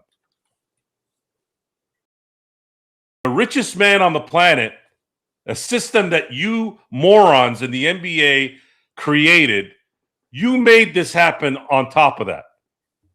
They got to create no-show jobs so they can sign players. And not only that, so that they can go play for the Clippers. That's what you want, NBA commissioner? Adam Silver, David Stern's gone. His worry is gone. It doesn't matter anymore with him. Adam Silver, you're an embarrassment. And the fact that it's taking this long, I don't care what the court proceedings are. You're the commissioner.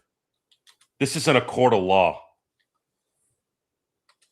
You're the commissioner. You're supposed to make decisions based off this. You did it with the other owner, the other schmuck owner, pretty quickly. You were able to figure that out. Why can't you figure this one out? And Gerald, look, I self-describe myself as a cynic and jaded. I'm not actually. That's just societal's words to make something make sense. I'm actually not a cynic. I'm not jaded because I don't treat people who I don't know like they're going to be garbage. It's just that it only takes me about 30 seconds, 99% of the time, to realize that most of the people I meet are trash and useless. And it doesn't matter if they're rich, if they're privileged, if they're from the East Coast, the West Coast, the Midwest, doesn't matter. Another country. People are people. Human beings are people, are what they are. And there's not enough. There's not enough people calling people out. And when they do call them out, they hide behind their little phones like the cowards that they are.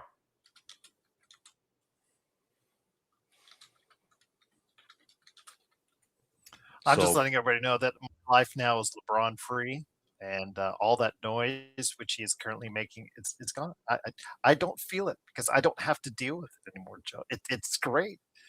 It feels good. The LeBron thing, see, the LeBron thing, it was, what's sad about the LeBron thing is we've never seen a career like LeBron James. And in respecting the sport, I'm respecting the sport and the talent. You have to respect LeBron's talent.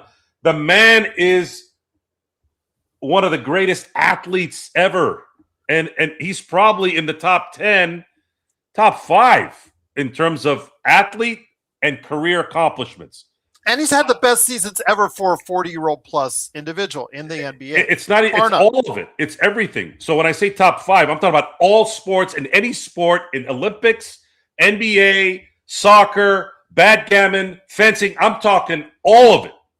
Not talking about just basketball. Basketball, there's really a clear argument that he's had the greatest NBA career. He passed Kareem. Once he passed Kareem in points, that's probably when it started going. And then when he kept scoring more and more points, I'm like, this guy's had the greatest basketball career without, I don't think there's an argument. But he might have a top 5 all-time of anything in any sport. So it's something that clicked earlier in the year. A lot of it had to do with the fact that he kind of scaled back a little bit at the time. So I was like, okay, good. He sort of gets it a little bit now. But at the end, it's still, this man's game is pretty amazing. His career is amazing. He played for the Lakers. He chose to come to LA. There has to be respect there. What did Kobe say? What did Kobe say in the past? If you have to convince somebody to be a Laker, they're not. LeBron came to LA. He came to LA. He wasn't forced there. He wasn't traded there. So his game, his career is great. The problem with him is his stooges and the allowance of the creation of the stooges and the way he does things off court. It benefits him financially. It benefits him in terms of an attention situation. But what he created in LA, and I'm speaking for LA because I don't care about Cleveland. I don't care about Miami. No one liked him here, really. I know Laker fans all over. I live in Southern California, and there were guys that watched the Lakers that stopped watching the Lakers the moment he became a Laker. And that's not, I'm talking about guys I've known 30 years. When they heard LeBron was going to be a Laker, and then it didn't help with COVID and what he did with that, that was like the clincher at that point. Everybody got tired of him. And I'm not talking about, I'm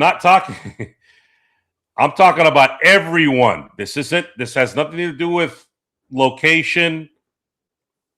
Oh, Ohio. No. More people don't like LeBron than like him. I'm pretty sure of it. And a lot of it has to do with the fact that he has a bunch of stooges that have no business being in the only reason why they are where they are is because the timing was right. They lucked in and they did what they did. Because I wouldn't have Rich Paul arrange my office drawers. I'd rather make myself blind and deaf and do it on my own than hire that guy for anything. And he's proven it. It's not me not liking the guy. Look at the stuff he's saying. Dude, your guy it's over. Stop lying. You're not Scott Boras. You'll never be Scott Boras. Scott Boras is a hammerhead shark. You're a blowfish. That's all you are. You do this to scare people. It's fake. That's the stuff people don't like about LeBron, and it's warranted. But I want to respect the man, brought a championship to LA, played 8 years. There were some really good games in there. You got to enjoy the ride sometimes, too. You can't just be focused to the end every time, even though we are Laker fans. We're greedy. So all that is done now. The moment he signs with somebody else, it's officially over then. And now the Lakers can go on with this Luka era of basketball, and we got to see what this roster is going to be here within the next month. I think it'll be clear in the next month. Once again, it is the Lakers Fast Break. It is Lakers Weekend, brought to you by all of us here at the Lakers Fast Break. If you like what you see here, please go ahead and check out the daily show I do for the Fan Arc Network at Lakers Latest. Go ahead and check out what Joe does for the Joe Sorrell Experiment, and Legend for what he does for I Got Next Sports Media. Left on Base, just because you ask for him to yell at you now, he knows it's you, so he won't yell at you because he knows it's you. So you asking for him to yell at you won't go through because it's you. Legend... I want to go ahead and ask you the same question I was asking Joe earlier. When you see the Lakers updated roster with the guards, Luka, Colin Sexton, Jaden Hardy, Bronny James, Austin Reeves, Quentin Grimes, and Cameron Carr, small forwards, Jake LaRavia and Adou Thiero, power forwards, Sandro Mamakilashvili, Jared Vanderbilt, and then Walker Kessler and Kevon Looney as your center. What does that speak to you? Again, there's going to be more tweaking, I'm sure, by Rob Pelinka. There has to be.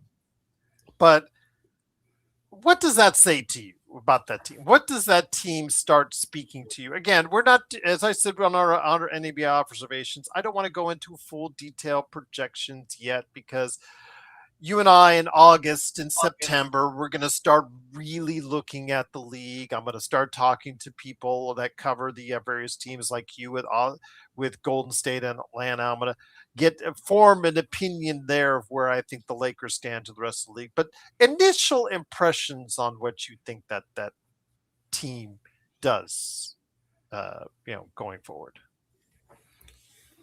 When I look at that roster, I say you can tell they're not done just yet because you still need to get a bona fide starter for 3 and 4 position.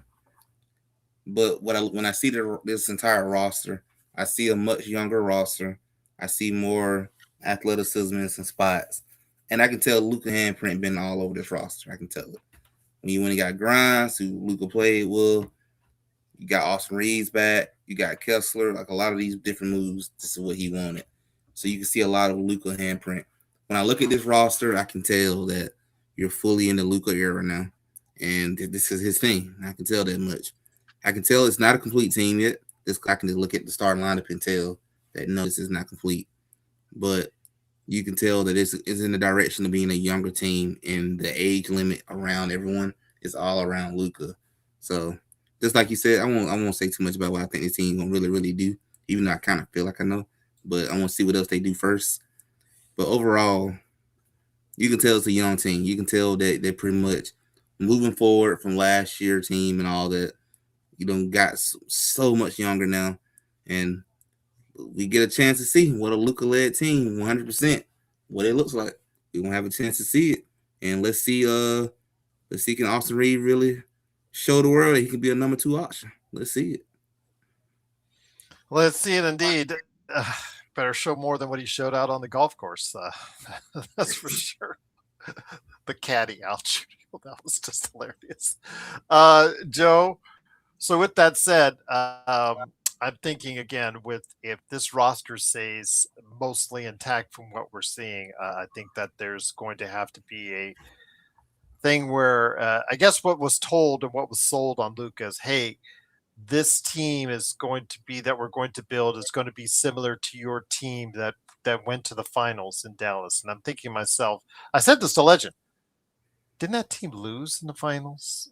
Correct me if I'm wrong there. So I don't know what they're doing, what saying that to him means, because again, this team was not a championship winning team back with him in Dallas. But I do believe, Joe, that Luka will have to have an MVP level season. He'll have to have a season you cannot ignore, 65 games or more, in order for the Lakers to compete at the level necessary to get them even in that mode or even in that conversation for the NBA Finals. Yeah, that run was good TV, but the finals unfortunately wasn't, because Kyrie Irving was absolutely destroyed in that entire run. He was as bad as Manu was in 2013 and as bad as Draymond was in 2022. Luckily for Golden State, they had his punching bag play the playoff of his life, Jordan Poole. It's probably why Draymond got angry, because Jordan Poole probably said something like, "If it wasn't for me, you would have cost your team the championship."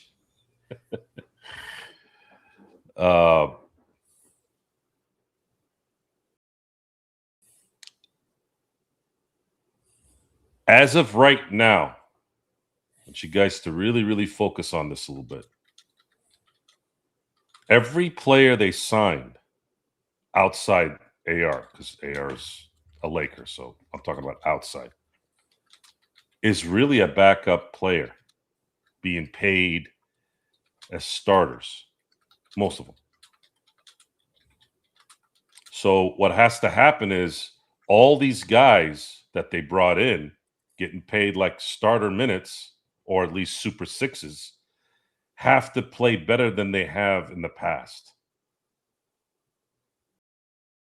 AR has to be able to shoot, and that doesn't look like it's going to happen. And Luka needs to stay healthy for an entire year. He can't be running out of gas like he did in 2024 either. He still dropped 30, but he was a one-way player in that series. He could not guard anybody, and having Kyrie turn into a pumpkin, that was, if they had one perimeter defender, it might have been different, but they had no shot, zero shot handling the Celtics that were much more fresh, much more battle-tested at that point. It was the perfect storm for them to win it because they didn't see a single star player for an entire series in all three series in the East. So they came into the finals absolutely fresh, where Dallas was destroying themselves, beating all these teams that they shouldn't have beaten. And then when they got there, Kyrie couldn't do anything. PJ Washington was too green. Gafford was too green. Luka was a one-sided player. And Jason Kidd is not really a good coach. That didn't help either. Head coach. There is no comparison because we don't know what the hell this team's going to be yet. Is Kessler going to be a defensive player of the year type player who can give you 15 and 18 points? What does it mean to be defensive player of the year, though, in today's NBA? I think especially during the season. Yeah. During the season. I think it's something that we may need to look into here. I know this is going to sound funny, but Victor Wembanyama was the defensive player of the year this year, right? How did he look towards the end there? He didn't look too good. He looked good, but not good enough to win when they should have won.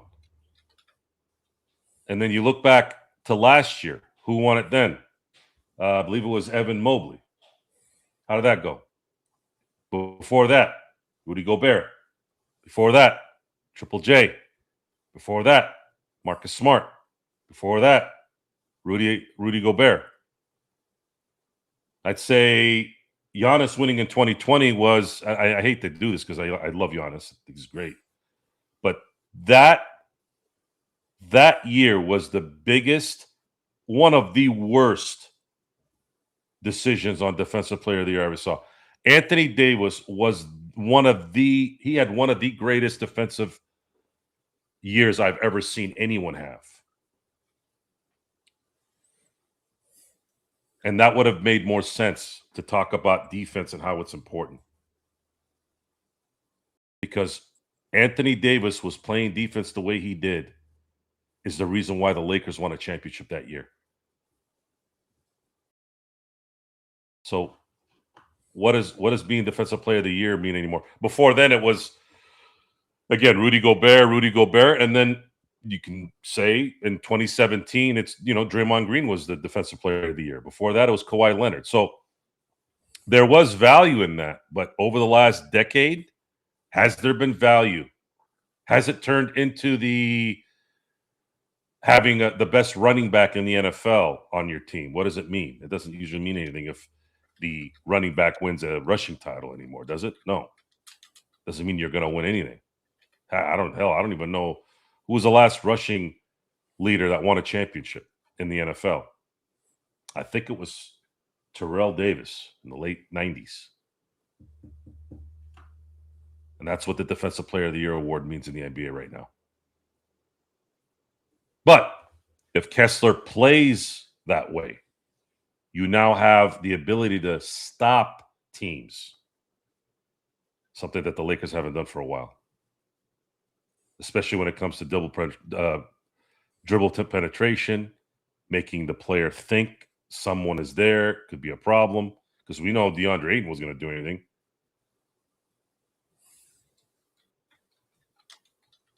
These guys all have to be better than they were last year for this to be interesting. And then on top of that, Austin Reeves needs to learn how to shoot consistently. I'm not talking about his sand trap game. I'm talking about basketball. And then Luka has to stay healthy for 8 to 9 months. Or it doesn't really matter. They'll win off talent. They'll win because Luka's a stud. But championship? Nope. Not with this team. So I'll close it out with this. And once again, it is the Lakers Fast Break. Lakers weekend, everyone. Hopefully you had a great weekend as we head into the new week. Legend from I Got Next Sports Media and Joe Soro Experiment. Before we head on out, something it's just been on that thing on the top of my back of my head. I've been meaning to talk about a Lakers latest, and I have not for our consumers. I'll try to remember it for tomorrow's Lakers latest. But Legend, I want to ask you now. You've been watching the Summer League games. I know Joe hasn't, but this also can relate to Joe and his thoughts on it. What are the Summer League rule changes? I'm hoping the only reason they're doing this is just to speed up the games. But the free throws, the one to make 2 points, or the one in the case of if a 3-point shooter's fouled, the one to make 3-pointers. That, to me, I say, okay, if they're doing it to shorten up these games in the Summer League is fine, but in no way, shape, or form, and this is my, old man on the soapbox type deal, should they not even consider this at the NBA level? I do not like rewarding bad free throw shooters. And I think if you do that and you institute this rule at the G League or the NBA level, you're only rewarding bad free throw shooters. Your thoughts as far as the one to make 2 points or the one to make 3 points, depending on the foul situation, as far as free throws are concerned. Again, fine by me in the Summer League because it drags on a little bit during the course when you're watching 10 games at Summer League. I get it. I understand that. I've been through that. I've been to Thomas and Mack already twice. Yes, I get that. I understand that. But with that said and done, in no way, shape, or form should they do this in a regular season for the NBA. No, should not do that in the regular season. It just look kind of ridiculous to do that, honestly. If you want to do that, like doing this in the Summer League, that's fine. Like you said, you want to speed the game up, that's fine. But NBA, G League, keep that out. That makes absolutely no sense to do that on the professional level, on the real games that actually matters. No, just no. Like, kind of like what Left just said in the comment section. A lot of people don't really care about Summer League anyway. So do what you want to do with Summer League. The regular season, leave it alone. If you want to fix anything, fix the damn flopping. That's the only thing you need to worry about fixing.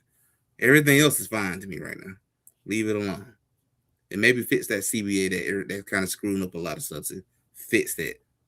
Other than that, leave that free throw stuff, leave it in Summer League. Let it stay there. I ain't got no problem with the Summer League. Don't bring that crap to the NBA level. Joe, I know you haven't had a chance to watch for Summer League, but when you watch back all the games that you say you have DVR'd, you might not notice it at first, but then you're like, man, that was quick. They scored that 2 points quick, though. I don't remember him shooting. That's what's going on. It's basically, when somebody gets fouled, it's one to make 2 points. Or if somebody gets fouled shooting a 3-pointer, it's one to make 3 points. Again, for time consideration's sakes in the Summer League, which is already, 40 minutes and not full 48 minutes anyways, fine, absolutely. Because they want to get them in and out, 2-hour games, boom, boom. No problem. Absolutely no problem. In fact, someone who has sat through, I've been there to the Thomas and Mack already twice this Summer League, but I've been through a whole day session. I get it. It can take a long time. So that's not a problem. But I don't want to hear rumors that they would think about instituting this in the league, because I think it unfairly sways it to worse free throw shooters and giving them a license to just focus in on trying to hit one free throw shot as opposed to two. And I just think that to me is concerning. Yeah, it's pretty bad. I try not to talk about it because I don't want to talk about it. You want to speed up the game? How about stop calling flagrant fouls reviews that take 45 minutes? A flagrant foul should be identified live, not seeing it behind a curtain and all of a sudden, oh, see where his hand went? Now he meant to do that. I mean, it is so stupid and such a time waster. Fix that. Speed up the game. Let these guys have some emotion. We want to see fights. I feel bad for NBA players sometimes because they get clowned all the time. Oh, these guys don't fight. They don't know how to fight. There might be truth to that. Most people don't know. Well, they fight off the court, as we saw with Tyler Hero. Yeah, most of them don't. Most of them don't. But the reason why a lot of them don't fight is because the second they throw a punch, they're suspended for 10 games.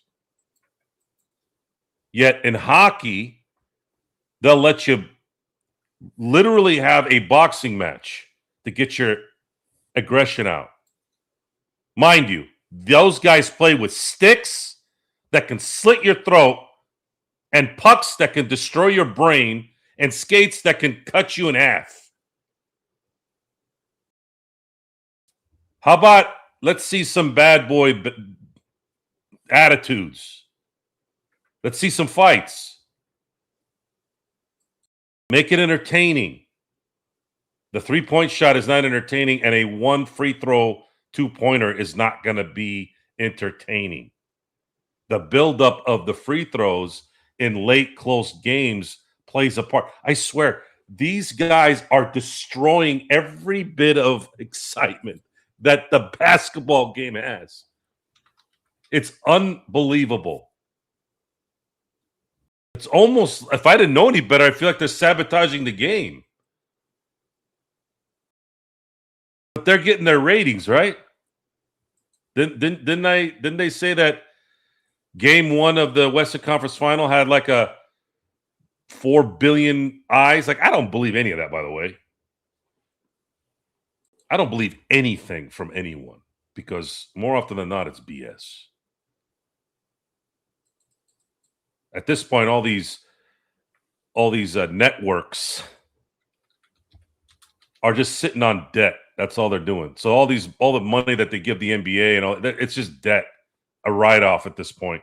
It's all rigged. That part is rigged. The money part is rigged. I don't know. I don't know what I'm going to do with this thing. I really don't. I'm going to continue to watch it because I'm hopeful, right? We're doing a show. And maybe a lot of my Laker friends will come back because LeBron's not here. Probably not. Most of those guys live boring lives. It doesn't matter if LeBron's on a team. Like it's excuses, right? Like I was supposed to go to my 30th high school reunion in about 10 days. And I find out a few months ago that none of my friends are going. I'm like, what do you mean you're not going? For a second there, I thought you were going to say all your friends are dead. And I was like, oh my no, God. no. I'm like, where is what do you mean you're not going? And it just clicked at that point. I'm like, you know what? I'm not making the effort anymore. And again, I'm not against anybody that I hadn't seen in 30 years over there. That's great and all. I mean, what am I going to do? I'm going to go over there, talk to a bunch of people I haven't talked to in 30 years and make small talk, BS talk. Oh, so what do you do for a living? Oh, I do this. Oh, yeah. The whole point of going was to hang out with the boys and have fun and create a memory. I don't want to go sit there and yap about BS. I don't care what these guys are doing for a living. They don't give a damn what I'm doing for a living. Oh, I'm married, I have kids. Yeah, I'm getting old. Yeah, I have this work. No. I said, you know what? Y'all can eat it. Because I'm always the initiator. I'm always the one that goes to see everybody. Now, nope, you come to my town now. Vari's doing it. If Vari can do it in Australia, Vari is coming from Australia to hang out with me. I have friends that I've known for 30 years that haven't come to my house once, and they're 4 hours away.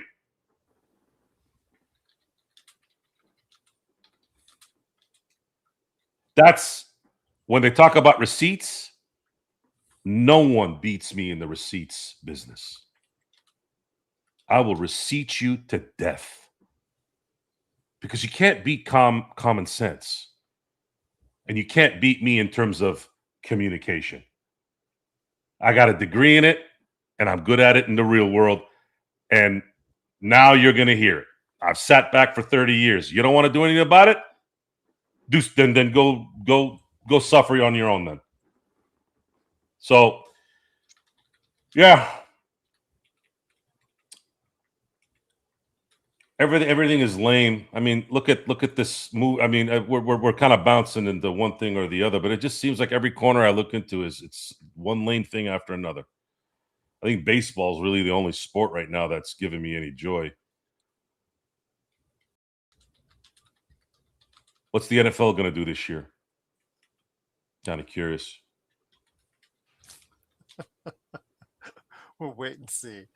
But before we head on out, Legend, anything going on this week on your awesome channel, I Got Next Sports Media, before we head on out?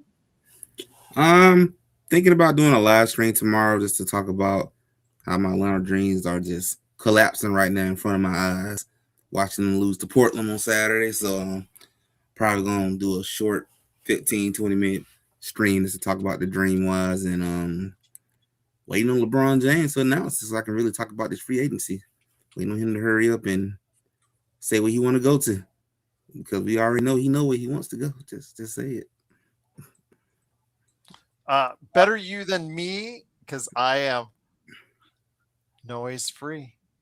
Noise free. No, look at the smile on my face. It's awesome. I've been enjoying life more. It's like a cloud. Dark cloud has been moved away, and I will bequeath that on someone else as far as all that extra noise with the launch. Again, one of the greatest careers, if not the greatest basketball career of all time. I'll let you guys argue that in the comments. Nobody has played better at above the age of 40. I've said this repeatedly. And what he did when Austin and Luka were down, and he shut out the noise, and he played like you wanted him to play and did it to the best that he could in the playoffs and carried the Lakers. He was the best player in that first round against Houston. All props to him. But noise came back. All the noise came back. And I'm just glad to have it gone. And I'll just say that. And join me, noise-free, this week in the mornings for Lakers Latest. I did promise John Costa, who couldn't make it here tonight, a show later this week. So that's a warning to I think his name should just be John Couldn't Make It Costa. Yeah, there you go. Well, John couldn't make it. Costa says he can make it later this week. So I'm trying to figure out a day with him on that.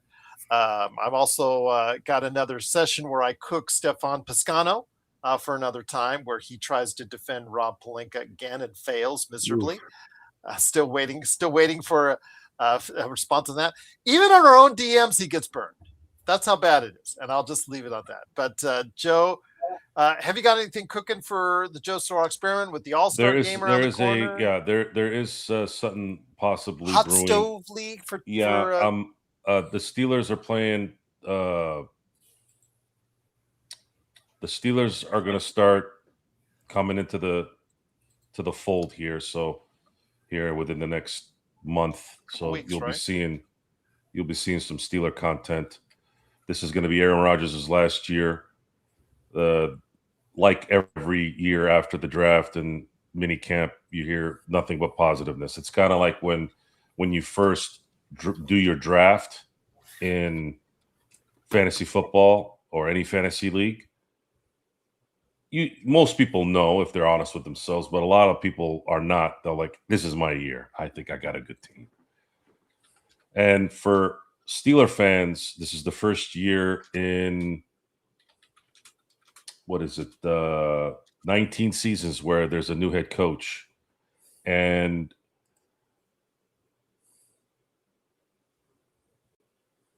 Mike McCarthy is a pretty good coach. And he's gotten a lot of opportunities to be that. And he's coached in the 3 biggest franchises in NFL history.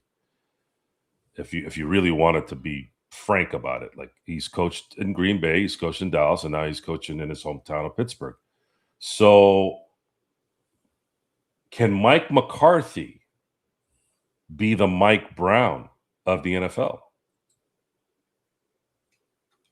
That's going to be probably one of my headlines, little tease as the month goes. And the experiment will probably be getting similar attention in terms of extending the marketing like I have in my business, because it's time. And hopefully there's a residual to that on LFB. Just picking my spots right now, trying to get enough resources for all of it to work. Because the experiment is starting. The production value. My initial hope was to be in a studio, but the logistics on that are a little tough because the studio is in San Diego. I live in Temecula, which is about an hour away from where that studio is. But if I have the right resources, that means I have enough time to do that particular production at least once or twice a week. Maybe not every day if there's things going on, but maybe once or twice a week. I'll just say this. He had on, of course, a good friend of the channel, of course, Stone Hansen, on last week. I did apologize to him in a personal message. I said, sorry for having your profile photo against your William Peterson CSI photo. I just thought that was telling you a dead ringer for William Peterson with those shades on. Well, the AI in that picture got a really good, clear picture of Stone's profile pic on X, which is what created the invite. I saw how he reacted to the talent that was brought in. It sounded like old Stone. I said, Stone, I texted him right away. I said, Stone, I just read your X stuff. You got to come on to the show. And it's just good to hear from him. It was just good to hear. Yeah, it was. But the problem with Stone is he's about retired. Stone is going. It doesn't look like Stone's going to be here very long in terms of the basketball world. He's health-wise, I hope he's okay. No, he's fine health-wise. It's just that he's moving on to a different part of his life. Basketball has stained a lot of purists, and he was a purist. He's a purist. It's unfortunate, but that's what the league has done. What the NBA has done, and I think this is why it's still doing what it's doing, is they abandoned the real basketball NBA fans for the selfie-taking morons that you see in all those, Titantron pictures. That's where they've geared all the money towards. And then, of course, there's always been a marketing towards the rich guys that just want to sit up in the front and do whatever. So that's it. And Stone is one of those guys that loves basketball, but the game really hasn't been producing back to him. And Jeff was talking about that too. Empire Jeff was talking about how the Knicks kind of sort of brought him back, but I don't know necessarily if I believe him. I think for a minute, yeah, but he seems to be out of it too. And a lot of us have been hovering around it. If it wasn't for the Lakers' fast break, it might have been. But I also have I also don't like to quit either. A lot of the stuff that I do is that I don't want to quit. Do I want to quit like everybody else? I don't know if that's the right word to use, but I want to see what Luka does because I do like Luka Doncic. I do love him on the Lakers. I love his game, and I'd like to see him be the next great Laker that brings championships to LA. Oh, before we heading out, Left, I know we tortured Left a lot because he wants to be yelled at all the time. But he did get his Joe rant in. Does he says he was asking if we should fire Reddick. Are you off Reddick? I think what he's doing is he's asking these kind of questions to rile you up, to create a. I told you this before. You're not getting us. Okay. You can ask me if I'm going to grow tree branches from my ear. I'm just going to stare at your question. So you'd be better to just get back to normal. And don't talk to me like I'm some weirdo online. I don't like that stuff. I'm going to ignore you. I don't like that stuff. I'm a grown man. I'm a masculine man. And I don't need another man talking to me in any other way other than with some respect, hopefully, and talk like a man. Don't talk like a weirdo. Otherwise, the moment I have disposable income, I'm going to go get Chris Hansen to come find your rear end. Or Robert Pattinson. Did you see that new trailer for the Robert Pattinson, Chris Hansen movie that's coming out later this year? He does a good job. I have this dream of hitting the lottery or getting early in on an IPO, whatever. A lottery is not going to likely happen because I don't really play the lottery, but to where I have such immense wealth to where I could assist in those areas in terms of resources. And I mean, I just read an article today, they did this sting out in Florida, man. He said within I don't know, what was it, 6 days, they found 51 guys. They're everywhere. And Tim Tebow talked about this. He showed a map of where all that stuff is and how it's going on. I'm like, so that's why I'm sensitive to that kind of talk. I don't like that stuff. You know what I did this week, Gerald? You know how I froze all of my credit bureaus. I froze you can't open a bank account under my name. I went absolutely CIA on all my stuff. So trust no one until they give you a reason to. And then as far as the mundane things like the Lakers and sports and all that, well, we'll be around to see what's going on.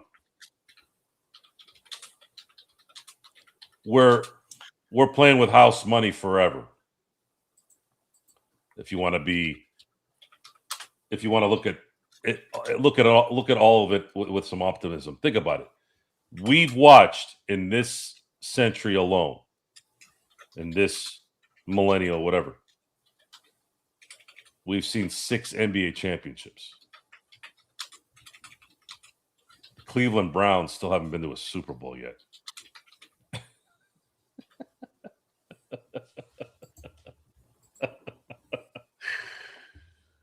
The Cleveland Browns still have not seen a Super Bowl. The reason why I use them as an example is the Cleveland Browns are a legendary team in the NFL. Otto Graham, Jim Brown, arguably the greatest football player of all time. Brian Mitchell. Bobby Mitchell, Brian Mitchell, 1990s started creeping up in my head. Yeah, that's how lucky we are. And of course, if you're a Dodger and a Steeler fan like I am, I've seen 4 World Series wins, 2 Super Bowl wins. Again, that's how I keep things in perspective in the end. That's probably why I don't care as much sometimes. I'll just watch. Who cares? What am I going to do? Watch all the spin-off series of Yellowstone? Or just go watch Netflix and whatever weird things they put on there? I'd rather watch sports. Or Chris Hansen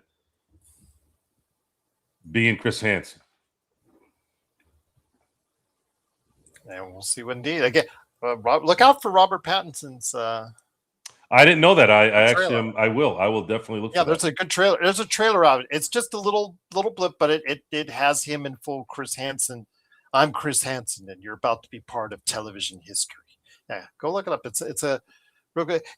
They're putting it closer to the end of the year for Oscar bait material. So that's how much confidence I believe A24 has in it, to give you an idea. So yeah, he pretty convincing indeed. But Legend, my friend, before we end it out, I'll give you the final word, my friend, because I know Joe has a lot of words. But be that as it may, Legend, your final thoughts on what you're looking forward to this week in the NBA with Summer League, LeBron, Jalen Duren. We forgot about Jalen Duren, the Denver guys who have not yet signed. Anything more before we head it out? Because Joe, I eventually got to talk to you about the Nikola Jokic thing. I may do it. You know what? Let's do it after this. Let's go ahead, Legend. We'll do it after this because I'm burning to dire to know about what his thoughts on Nikola Jokic is. That was actually one of the things I was going to mention. I'm curious to see, like, is Jokic just gonna be like, nope, I'm good. I signed it next year. Put some pressure on Denver, make them have to make some moves, make them squirm a little bit in that chair. So that's probably my biggest thing. I'm really more interested in seeing how that plays out, and I also want to see too where LeBron gonna go. Where are we gonna close his legendary career? We're gonna close it at. He's gonna do what I think you should do. Go to Cleveland, or is it Miami, 76ers? Or I cry. He go to Golden State, and I can go on my porch and pull out my Hennessy and just let's look at the sunset and be like, damn, he had to come here. If Jokic wants to shape shift, well, let me preface it. Let me preface this first off. Jokic did not sign an extension, but after a game last Monday, Joe, in FIBA World Cup qualifying, he said, "My idea and desire is to stay in Denver. I'll probably sign next year. My desire is to play the rest of my life in Denver." If he waits till next year, Joe, he is eligible to sign a 5-year, $359.5 million contract. Yeah, I'll wait too. Now I will go ahead and ask you, is anything changed in your hope and plan for Nikola Jokic in 2027? If Nikola Jokic wants to shape shift the NBA and add, I mean, it would be an atom bomb if he and Luka teamed up in LA.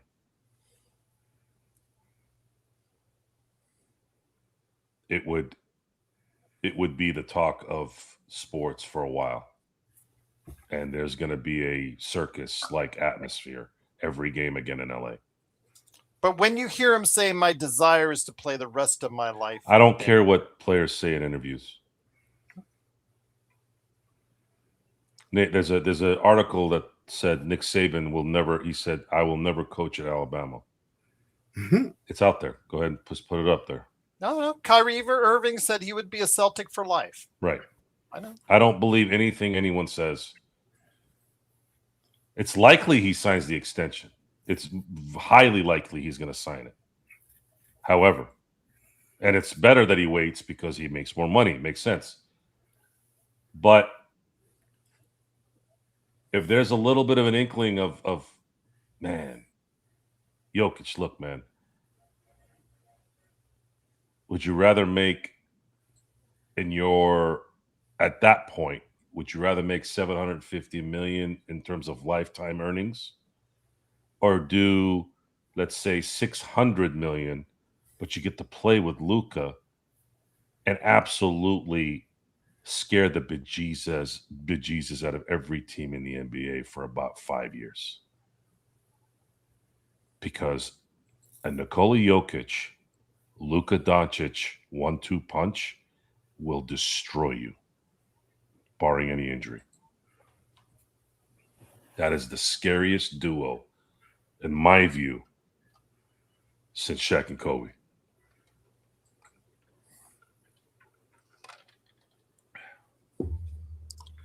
And on that note, it is, of course, the Lakers Fast Break. Truly appreciate you joining us for Lakers Weekend. I'm going to get Legend out of here because he's out almost 2:30 a.m.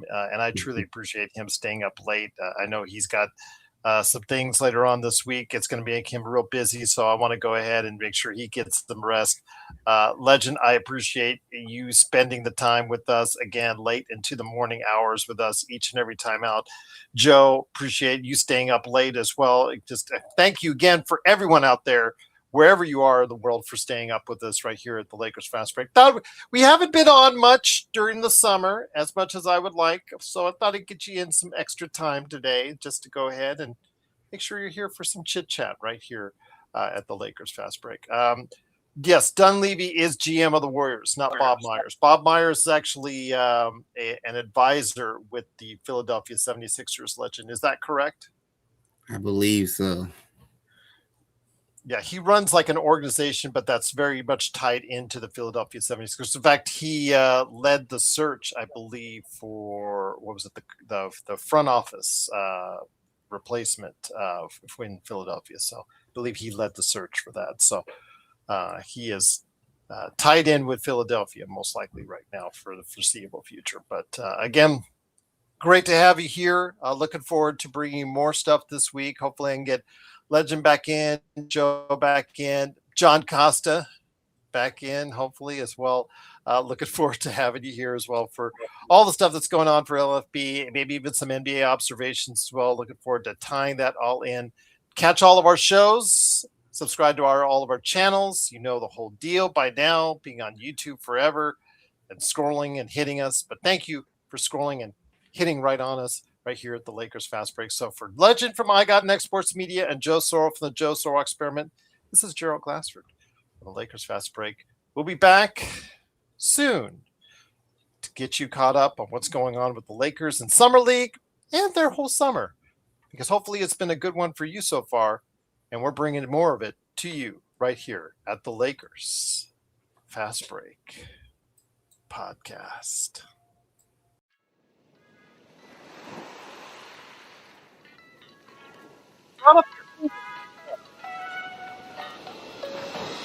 What? I said, Joe, you brought up your finger too slow. Yeah, I didn't know you were going to cut out that quick.